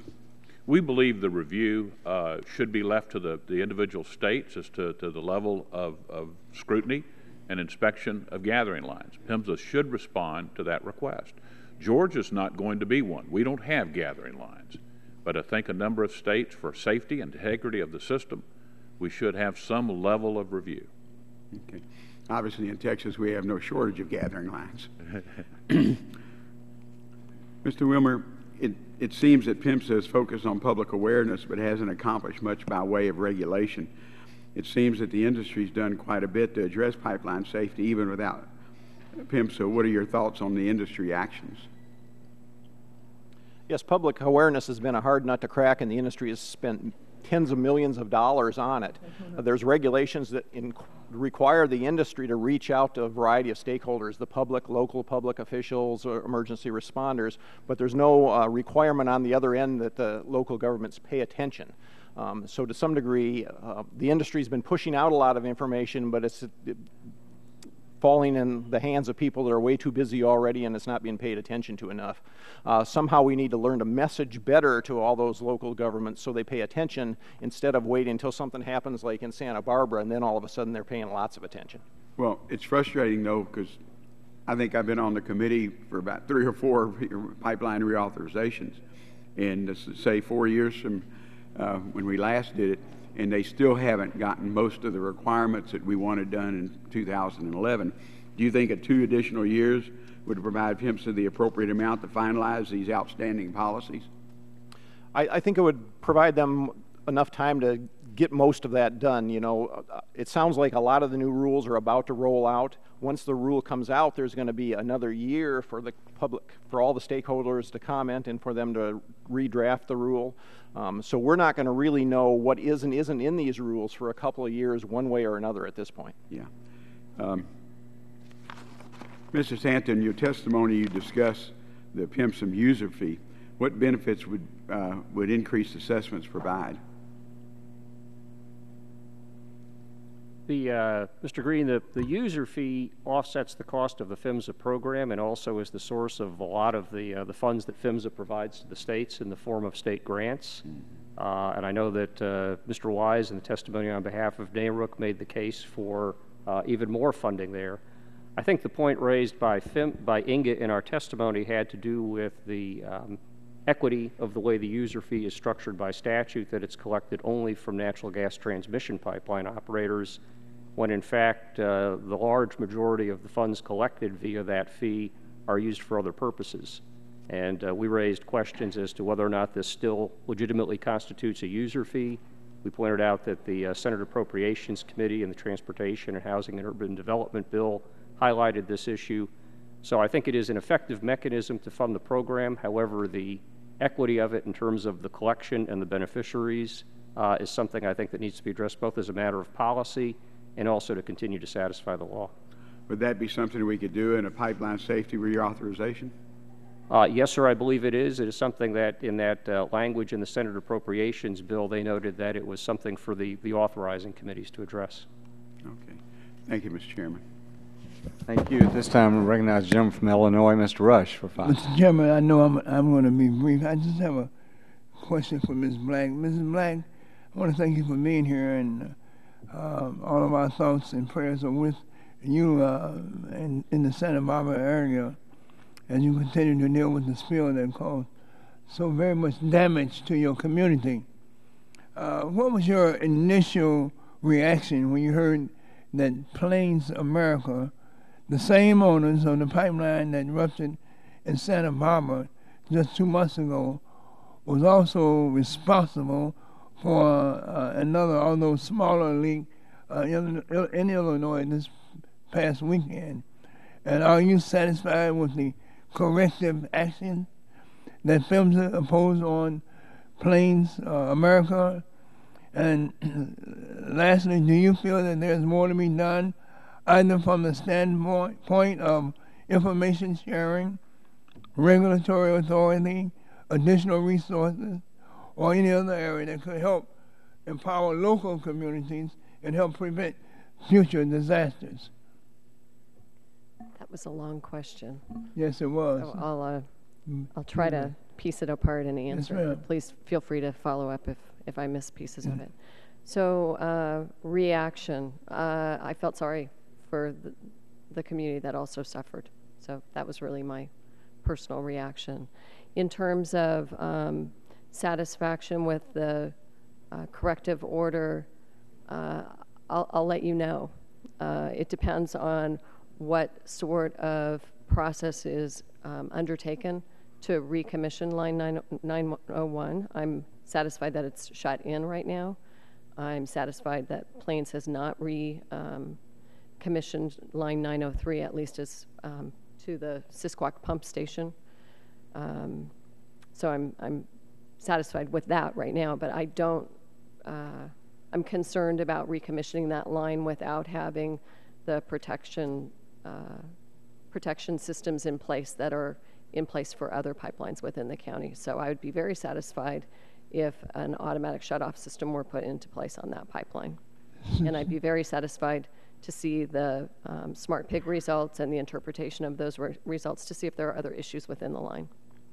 So the company, are you satisfied then with the level of responsibility that the company assumed, that Plains America assumed, and their subsequent actions in Santa Barbara?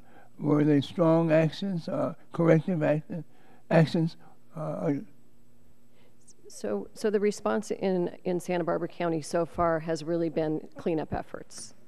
And yes, I think that under Unified Command, Plains has done a good job of addressing cleanup concerns.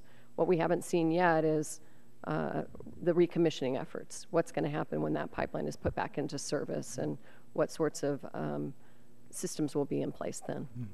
Thank you very much. Mr. Chairman, these witnesses have been in the chair for a long time. You've been in the chair for a long time. So in the interest of time, I'm going to yield back the balance of my time. You know what? You're a fine gentleman. I thought so. I thought so. Well, I want to thank the witnesses for being with us today. We do value your input, and as we move toward reauthorization, of course, your comments will be useful. I'm also inserting into the record at the request of Ms. Capps the corrective action orders from the Pipeline Hazardous Materials Safety Administration to the Plains Pipeline Company without objection. And then we'll keep the record open for 10 days for any additional materials. I know that one of the Democratic members had asked to submit some questions, I think, to Ms. Cummings, so that will be done as well. But thank you all. We look forward to working with you as we move forward, and thanks for coming all the way from California and Washington State. And with that, the hearing is dismissed. Adjourned. Over. A long time.